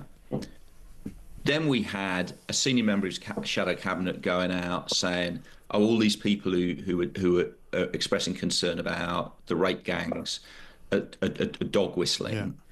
I mean, you couldn't have had a more cack-handed response. But it's not just cack-handed. I think it's indicative of what's going to happen. I think Keir Starmer. I mean, I wrote this the day after the results. Yeah. I do think, actually, when we come back and look at the history of Keir Starmer and the history of this government, I do think last week will be seen as the beginning of the end for him. Yeah. Not because Labour's position is necessarily sort of irrecoverable. Obviously, we're so far out from the next election. Not because there aren't things that can be done. Not because there's huge love for reform or any of the other political parties. But because I just don't think I've seen no evidence that Keir Starmer has the political nous to actually understand what he has to do to confront a reform insurgency. If his political problems were coming from the Tories, it would be a different thing. But I mean, as we saw with the local elections, I mean, Kemi Badenoch's leadership is effectively dead, and the Tories are effectively a politically relevant. I'm told there are already conversations going on about replacing her, even as there are, and but the question is now, can Keir Starmer deal with the Nigel Farage threat? And I just don't think he's the sort of politician who can. I just don't think he's the sort of politician who can deal with a popular insurgency like this. No, he can't, because he doesn't understand it, for a start. He doesn't understand why people feel the way they do. And you say there's no great love for reform. There is a sort of a band of brothers-like sort of sense, though, with reform. And I say that as somebody who, sits here every day. Obviously I know an awful lot of our listeners and viewers are are likely to be Reform voters. But there was a real sense of a new beginning on Friday. People were really pleased. They were really happy. You know, for the first time they could see light at the end of the tunnel. They hate the two parties that have been running governments for so long in their lifetimes. They particularly hate right now Keir Starmer with a visceral nature that I've never seen before, you know, because of what he's doing, and largely driven by immigration, as you say, but also by quite a few other things. And I think that, you know, the longer he stays in, the bigger that wave becomes, and the more people see that they, you know what success is like. Somebody looks at Reform having success on Thursday and they'll go, oh, maybe they're not just a jumped up little, you know, flash in the pan after all. Now I can walk down the street with my Reform badge on and I can be open about it. Oh, absolutely. I mean, no, I think you're absolutely right. I mean, the point I make, I mean, I think, look, I'll be honest. I think Nigel Farage personally is very popular. Yeah. I think if you see Nigel Farage in the street, out in the country, he's got that sort of Boris-like sort of, you know, that political star quality. There's absolutely no doubt it.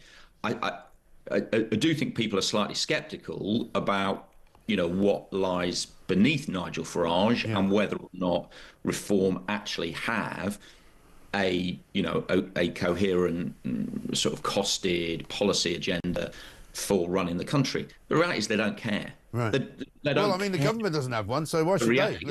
Exactly. I mean, you know, it's quite clear the government didn't have a policy agenda. They said they had a plan, had a strategy for winning the election, and that was basically it.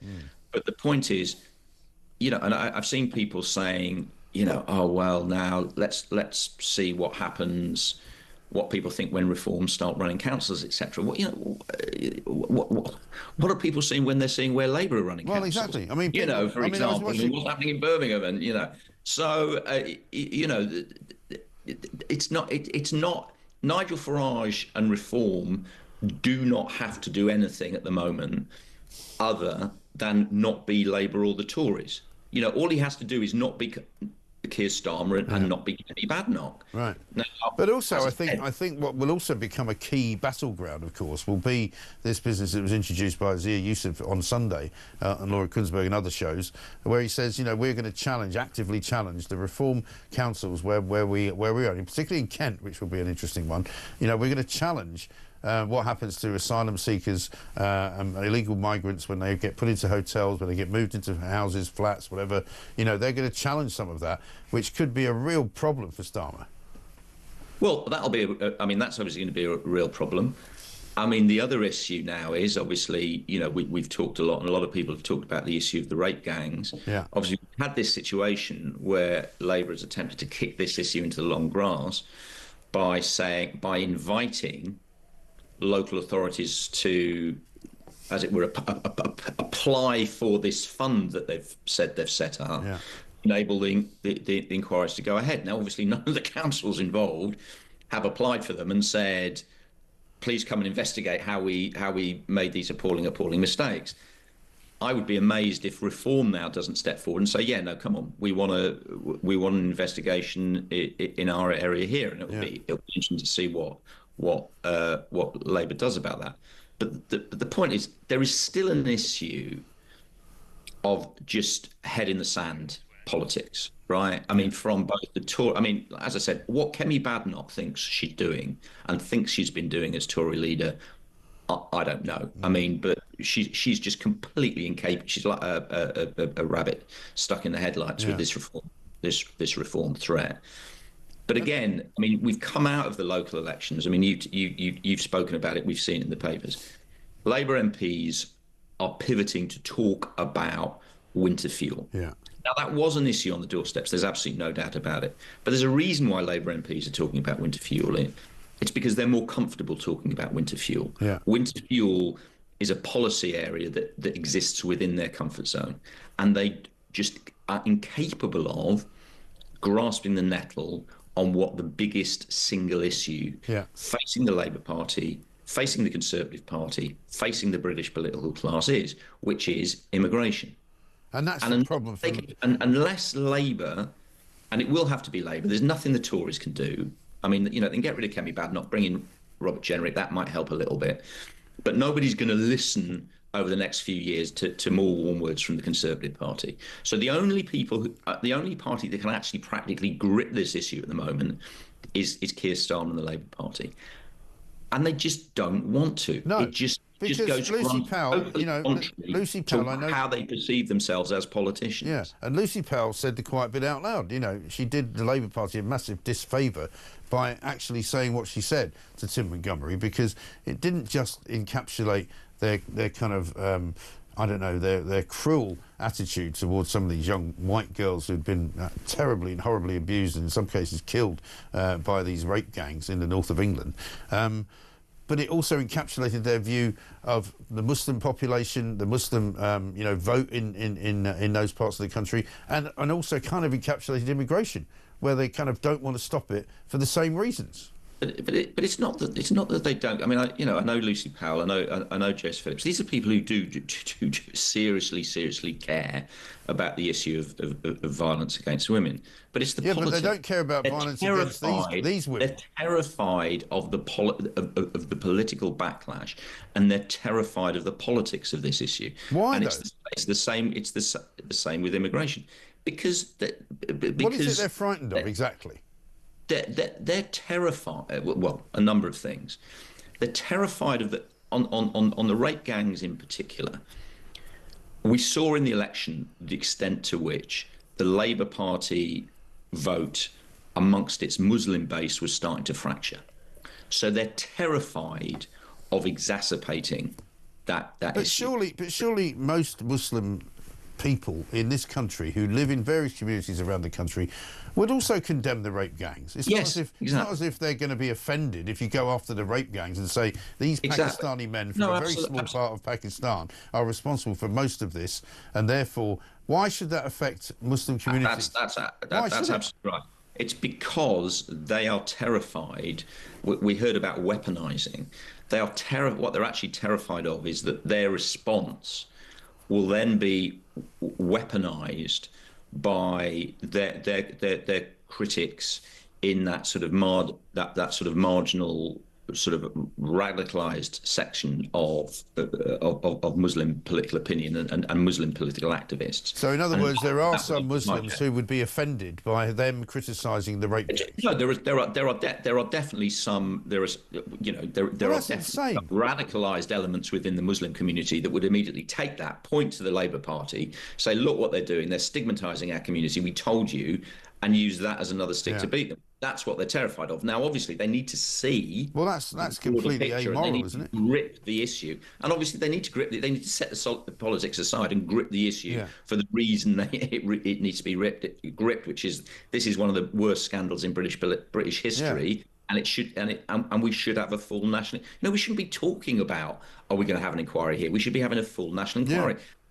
But this is the other thing, and it comes back to what I wrote on Sunday. The thing that the Labour Party, Keir Starmer and his ministers need to understand is this: it's over now, right?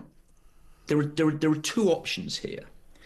Either the Labour government gets to grip with the issue of immigration, the issue of the small boats, the issue of the grooming gangs, or in 3 or 4 years' time, a new government run by Nigel Farage, possibly in some sort of alliance with Robert Jenrick, will do that.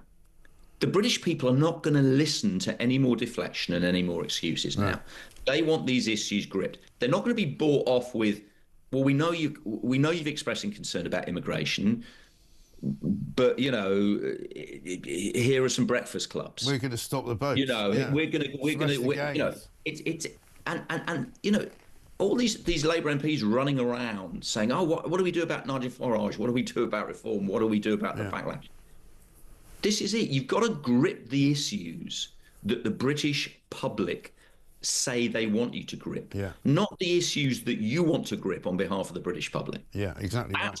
That's the only way you deal with the modern wave of populism. This sort of missionary politics that we had for the last 20 years, in which politicians say, we know you say you want this, but trust us, we know what's best for you, so we're going to give you something else instead. And then when we do that, you'll thank us for us and realise we were right all along. Yeah. It just doesn't work. If you want to know about how deluded Keir Starmer actually is, I don't know if you saw this. This is a clip that I picked up at the weekend, actually, of him being interviewed for a podcast by Nick Robinson on the BBC. Check it out.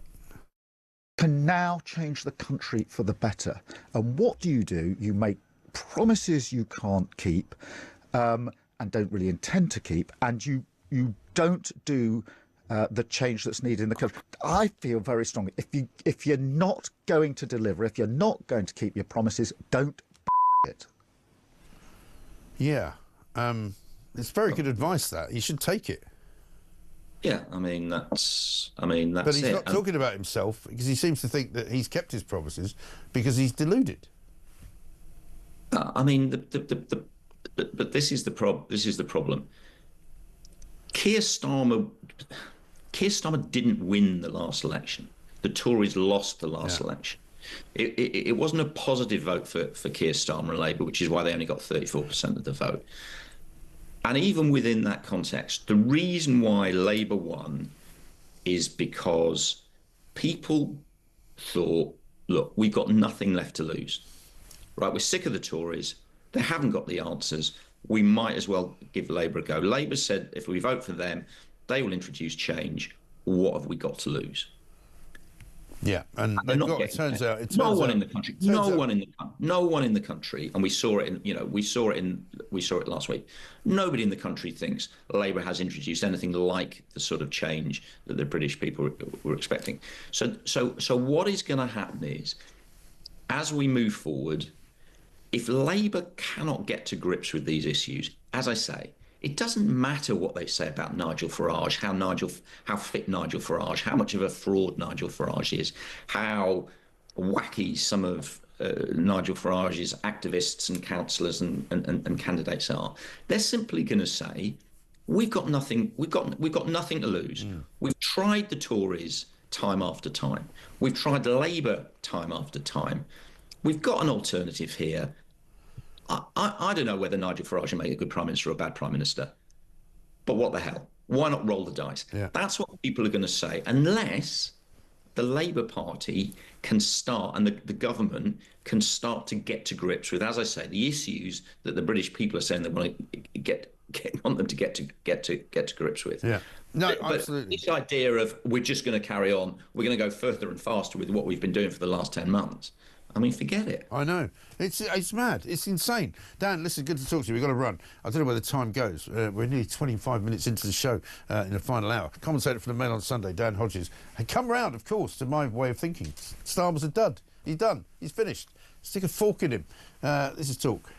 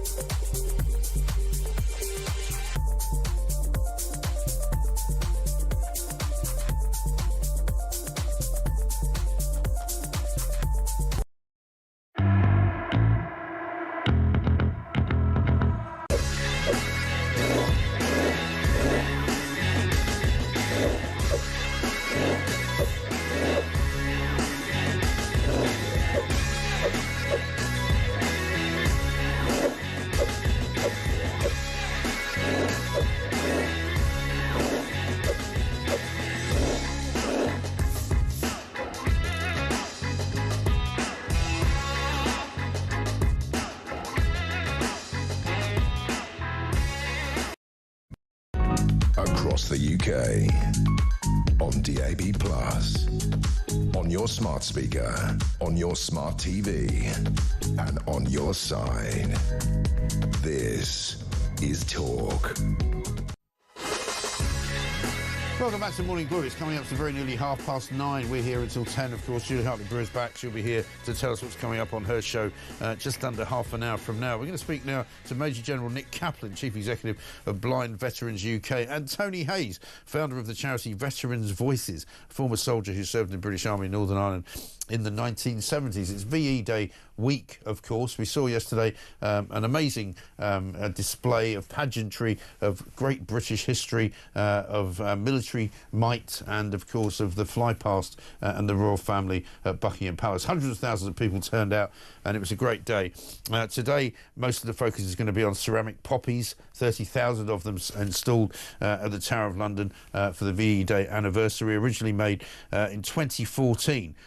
When the Queen Elizabeth II, of course, was still with us, and it was always marking the 100 years since Britain's involvement in the First World War. Tony, very good morning to you, first of all. Good morning. By the way, I'm the Veterans Association UK, not Veterans Voices. Oh, sorry, my apologies. That's somebody giving me the wrong information there. Tell us about what you're doing this week and how your veterans are feeling about it all. There's not a great deal going on in Nelson where I live, but I will be meeting up with a bunch of veterans, going down the pub, have a few beers, have a bit of chat about old time. Most of the guys are actually Northern Ireland veterans from my time as well, so yeah, basically that's what we're going to be doing today. Yeah, absolutely right. I mean, the fly past and the big day yesterday was a lovely reminder, I think, of what we can do when it's necessary, and what people really do feel about the men and women who served back in the Second World War, particularly. And I was quite encouraged by that, because you don't always see signs of that all the time these days in this day and age in Britain.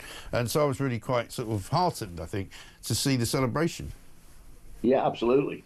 I mean, there was literally thousands and thousands of people there, like you said, but the fly past and everything. I mean, the whole thing was a great day. Yeah, absolutely right.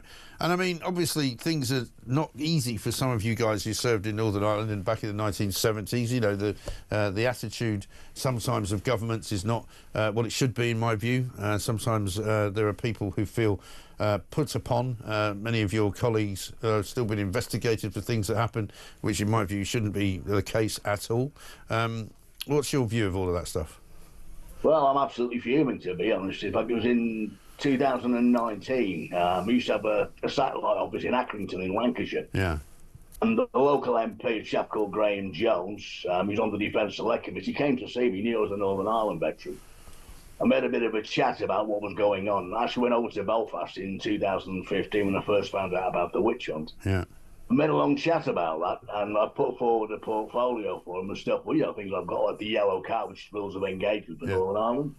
Gave him a copy of that. I actually also gave him a copy of a photograph of a bloke allegedly shot by the Parrots on Bloody Sunday, which proved not to be the case. Right.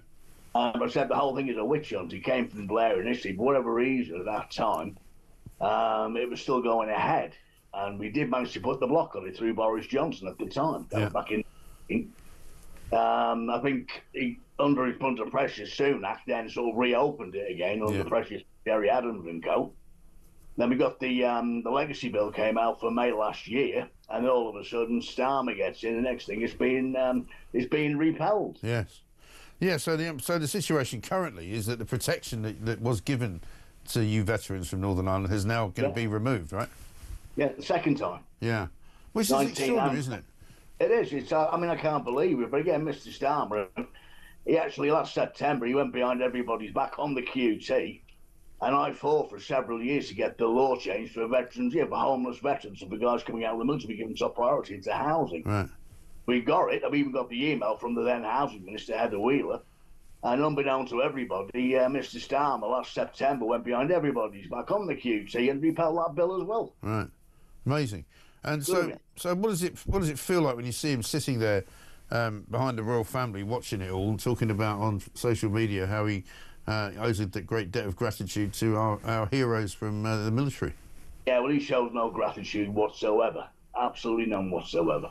I mean, he's even gone for the 4 SAS guys. They were actually, I mean, when you're on about the yellow card, quoting rules of engagement. Yeah. They attacked 4 IRA gunmen who were in the process of attacking a police station with heavy machine guns. And he's just on about prosecuting them. Yeah. You know, I can't wake the guy up. Yeah.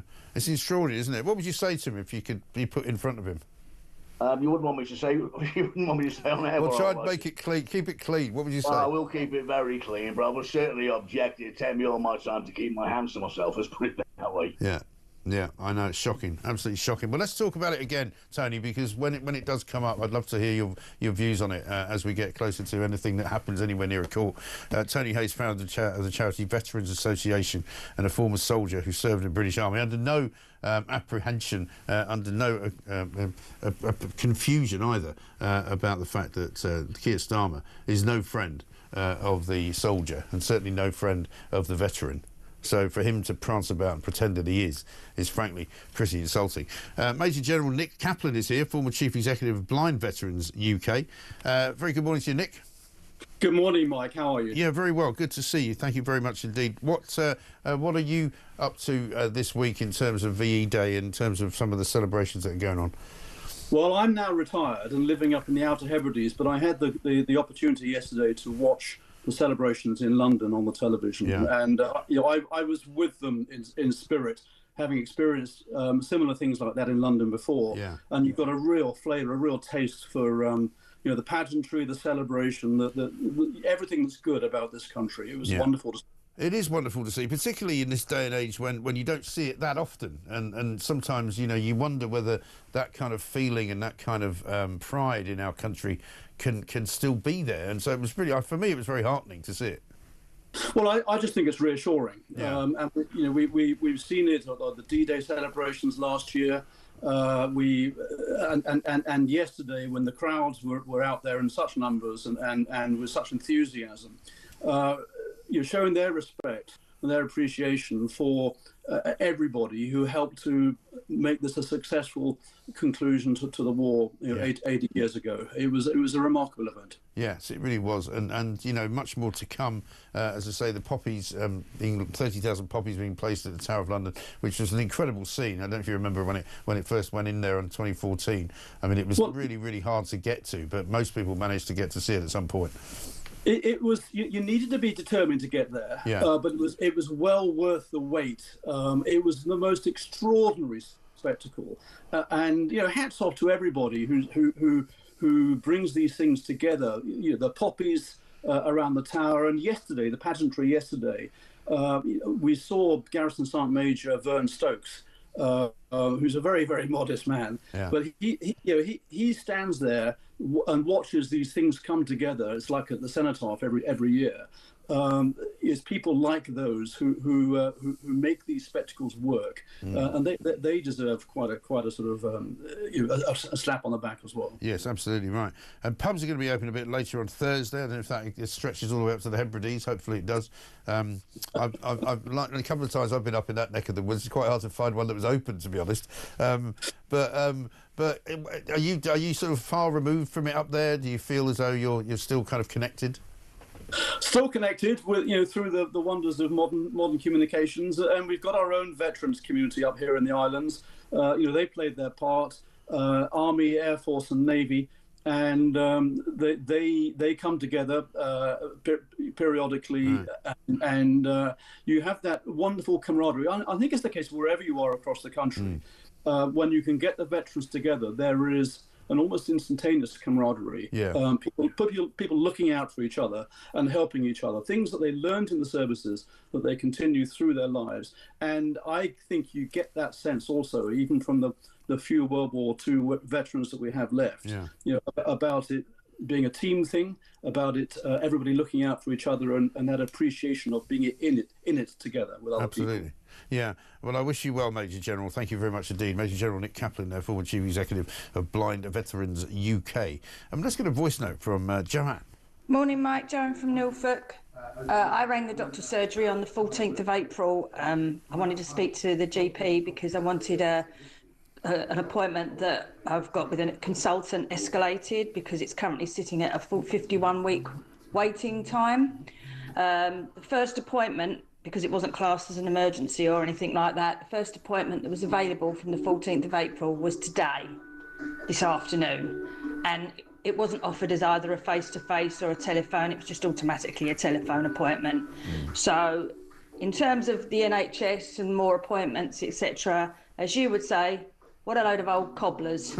Thanks, Mike. As always, great show. Thank you. Joanne, you're so right. Listen, this is what happens when you get the proper views of the real people out there, when they tell you the truth of what's actually happening on the front line, on the ground. Not in some office in Westminster, not in a television studio where Wes Streeting's talking about, you know, fixing the NHS and we've still got a long way to go, but we've got rid of, you know, 3 million more appointments, 8 million more appointments going to get rid of here. We're going to give money to the GPs. It's all going to be great. I mean, you know, it is all cobblers, as Joanne says. Morning, Mike and team, says Mark in Somerset. Great coverage of VE Day. I always remember my dad, who used to live in London, saying when he was young, he used to go around the buildings that had been bombed for firewood. It's unimaginable today. It absolutely is. Ian from Tenerife says, I can't believe Dan Hodges is speaking absolute sense. Give me one of your stickers.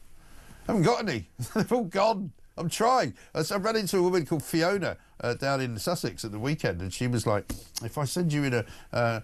she was very, very lovely. She came up to me as I was just walking out of a petrol station. She was like, you know, I love your show. I watch it every morning. Can I have a bumper sticker? And I was like, well, I'll see if I can find one for you. So, Fiona, if you're listening, do send us a note and we'll see what we can do. Chantel from Hanoi in Greece this week, where you can't flush paper down the bog. I'm glad we left the EU. Keep the faith, says Richard. Morning, Mike, says Brad. Kerry Badenoch is terrified that anything she does may make matters worse, so she avoids doing or saying anything. What's wrong with these people? Politicians don't want to do anything or say anything. What's the point of being in the job? It's 9:41.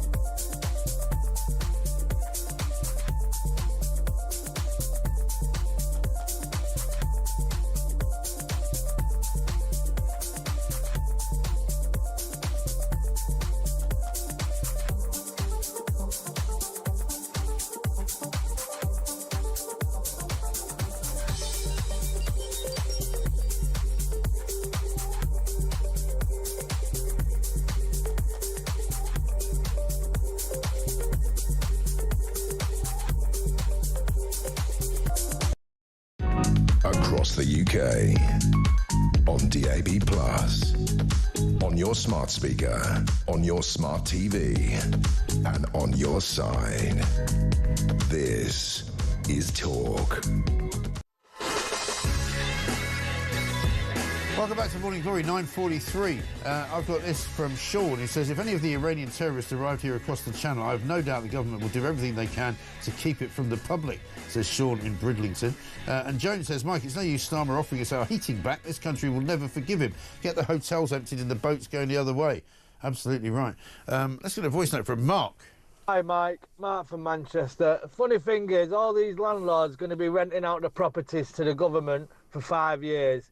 In 5 years' time, when that area's been brought down to the bottom of the barrel, then you're going to lose money on the house. So, you know, you might earn it for 5 years through your pocket, but when it comes to selling it, because you are the fault of ruining the area as a landlord, then you're going to lose more money than you've earned anyway over the 5 years off the property of the price of the house.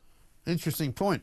Yeah, so many problems with this policy of the government's, right? As ever, something they clearly haven't thought about and something they think they can just run through because it suits their purposes, because it gets people out of hotels so they can say, oh, we moved them out of the hotels. Except they won't have moved them out of hotels. They'll have to move a load more people into the hotels who have just crossed.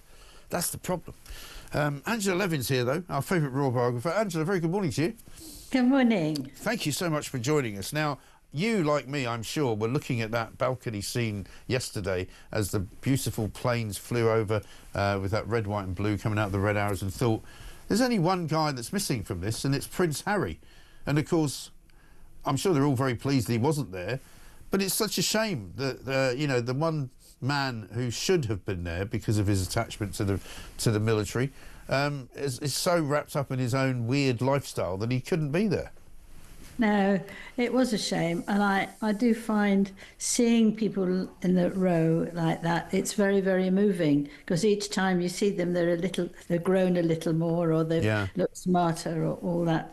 But he's out of his mind, really. He does seem to be, doesn't he? He does seem to be out of his mind, and I think he's been encouraged by his wife, Meghan, and I think that nothing will happen until he actually sees therapists and is really helped. That you can't say, I want to be taken back into the royal family, but I hate them and I'm going to carry on with the government to try and get my way. You know, you can't speak opposite each time you're opening your mouth. I mean, it is absolutely impossible. Right. And it's also shocking that this interview with BBC came just before this 80th anniversary. Right. Because, you know, Meghan likes to put these things to detract and to show how important they are.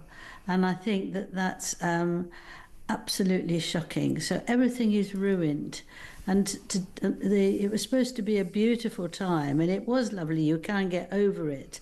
But actually, I think that you want to keep destroying everything because they don't give you what you want. Yeah. It's absolutely terrible. Well, he's obviously in a state of mind where he's the victim now, and no matter what anybody tells him, it will always not be his fault, and it will always somehow be somebody else's fault. In this case, it sounds like he thinks it's his father's fault.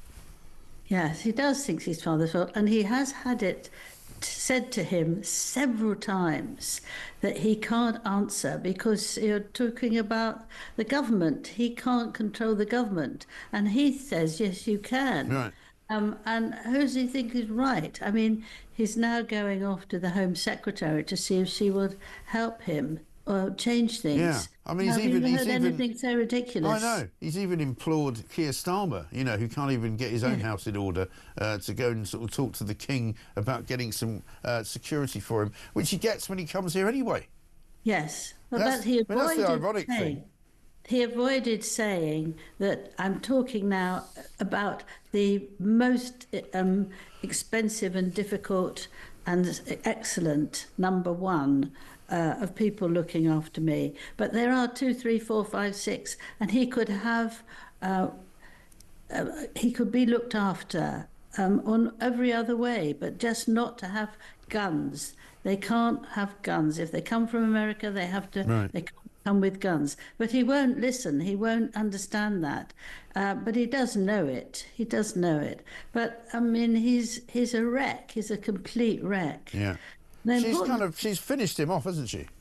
Yes, she has finished him off. You see, she won't have any advice from anyone because she thinks she knows better from anyone else. Yeah.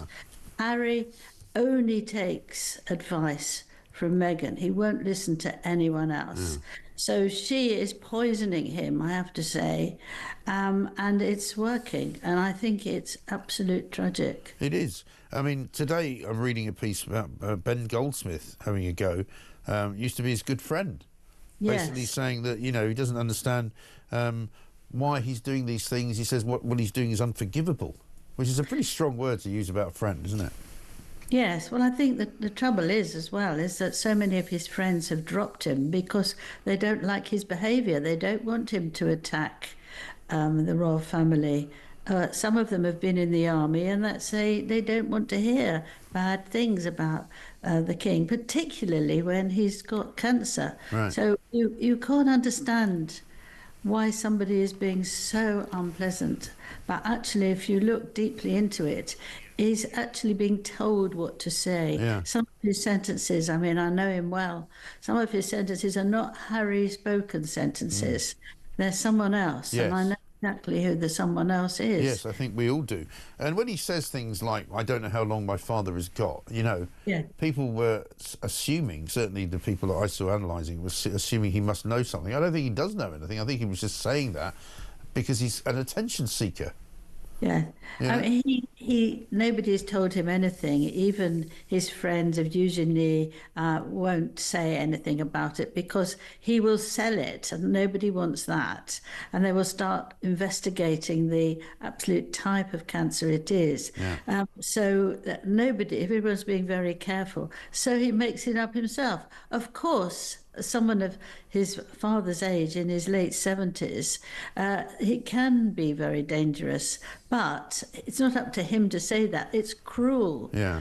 It's awful, isn't it? And it's absolutely awful. But what I also thought was really awful, right at the end, when Meghan has sent in a black and white photograph of Harry walking away, back, you just see the back of him, and he's got his little girl on his shoulders and Archie in his hand. And that is really saying, get lost, I'm just fine going in my garden. That's so rude, so unpleasant, that it's absolutely painful. And what happens now? Because, you know, she's done this ridiculous interview with that woman called something Lima, you know, the three-barreled woman, who's very odd, who's even more odd than Meghan, it seems to me. Couldn't stop smiling with this kind of ridiculous smile, rictus grin, which is awful. It's just completely nonsensical interview about nothing. What was awful, I thought, actually, can I just say, was when Meghan said, I've never been happier. Now, do you know anybody who's a decent wife who would say, I'm so happy, when you know that your husband's absolutely tragic and really unwell? Yeah. It's the most terrible thing to do, because you think, well, now I don't need him. Right. Maybe that's what she's trying to say. Yes. Jamie Kern Lima is the name of that woman. I mean, but what do they do now? Because they seem to have found themselves in a rather curious cul-de-sac, it seems to me, where, you know, he's got the Invictus Games, but it's only every few years. He hasn't really got much else going on. Apparently, you know, he's now more unpopular in America than William, because the Americans have seen through both of them as a pair of grifters who are not really much use to man or beast. And he's just going to be left dangling. Yes, well, that's, I think, is what makes Meghan happy, that he's there, he's standing there like an assistant, you know, who can sort of move her into a room or take her there. And she's got the royal name. Yeah. But she can do what she likes and say what she likes. And he's finished, he's crumbled up. Yeah. And this is what she's done to him, whereas she feels she's doing brilliantly with all her food and all her discussions and everybody interviewing her and telling her how wonderful she is, but actually not finding out what's supposed to be is, how do you do these things? You don't want to know every detail of somebody. Right. And the time they get up and put their pajamas, what time they put their pajamas on. Well, the best bit I thought was when she said, you know, I know I'm a good friend. I know I'm a good person. You know, yes, but I mean, he's just fed ridiculous. up with being expected to be. She doesn't want to be expected to be anything. You know, she's got to be a good mother. She's got to be a good wife. She's got to be this, good, that. It's all too much, and she's working so hard. She didn't have almost no makeup on, so she would look like a poor soul. Yes. And I think that she's got so much spite in her. And that it's actually, he doesn't know what to do. He tries to please her, which you can't, because she wants to win. And she wants to write out the royal family. And Charles and Harry would absolutely like her to take over, because he thinks she's wonderful. But that's because he tells her again and again and again and again how wonderful she is. It's terribly sad, really, isn't it? But people have just lost interest, I think. Angela, good to talk to you. Thank you very much indeed. Angela Levin, real biographer there, of course, talking about the terrible state of what is now going on inside the head of Prince Harry and what is going on in Montecito. Caroline in Glasgow says this, Mike, great show. We live near Clydebank and have an air raid shelter under our garden. Our house took a direct hit in the Clydebank blitz and then inside was completely destroyed. The stone survived. The family who lived there was saved by the shelter. Annually, we run school trips to the local primary school to see it when they are studying World War II as their topic. Thank you. Caroline's up next, but we'll take a little break first, I think. We'll come back to you. Talk to you in a minute.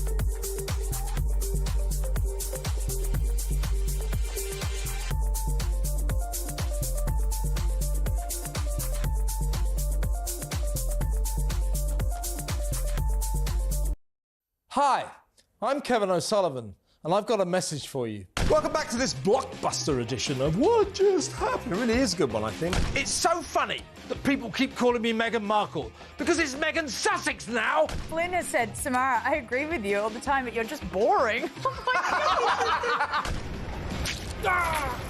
Hi! I refuse to work for ITV ever again. Oh! What Just Happened? Fridays at 9 on Talk.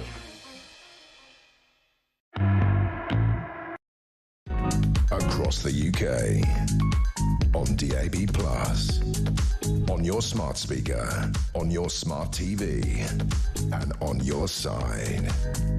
This is Talk.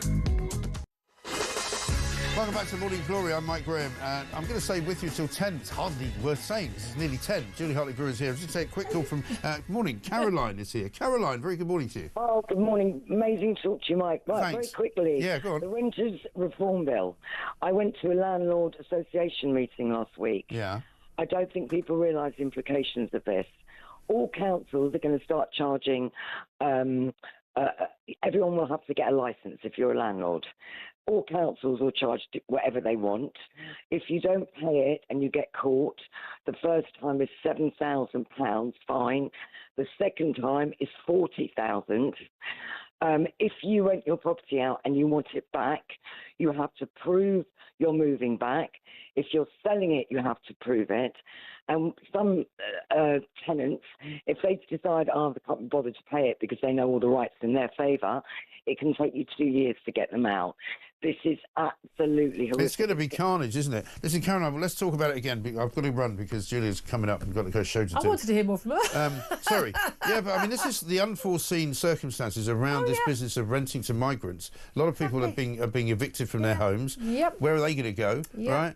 And as Caroline said, you know, it's getting harder and harder to get rid of people. But why wouldn't landlords want to get twice the rent? Guaranteed, yeah, but 5 years. Because it's going to screw up the market, right? It's going to screw up the neighbourhood. It's going to screw up the houses themselves. You know. Yep. And again, and 95%.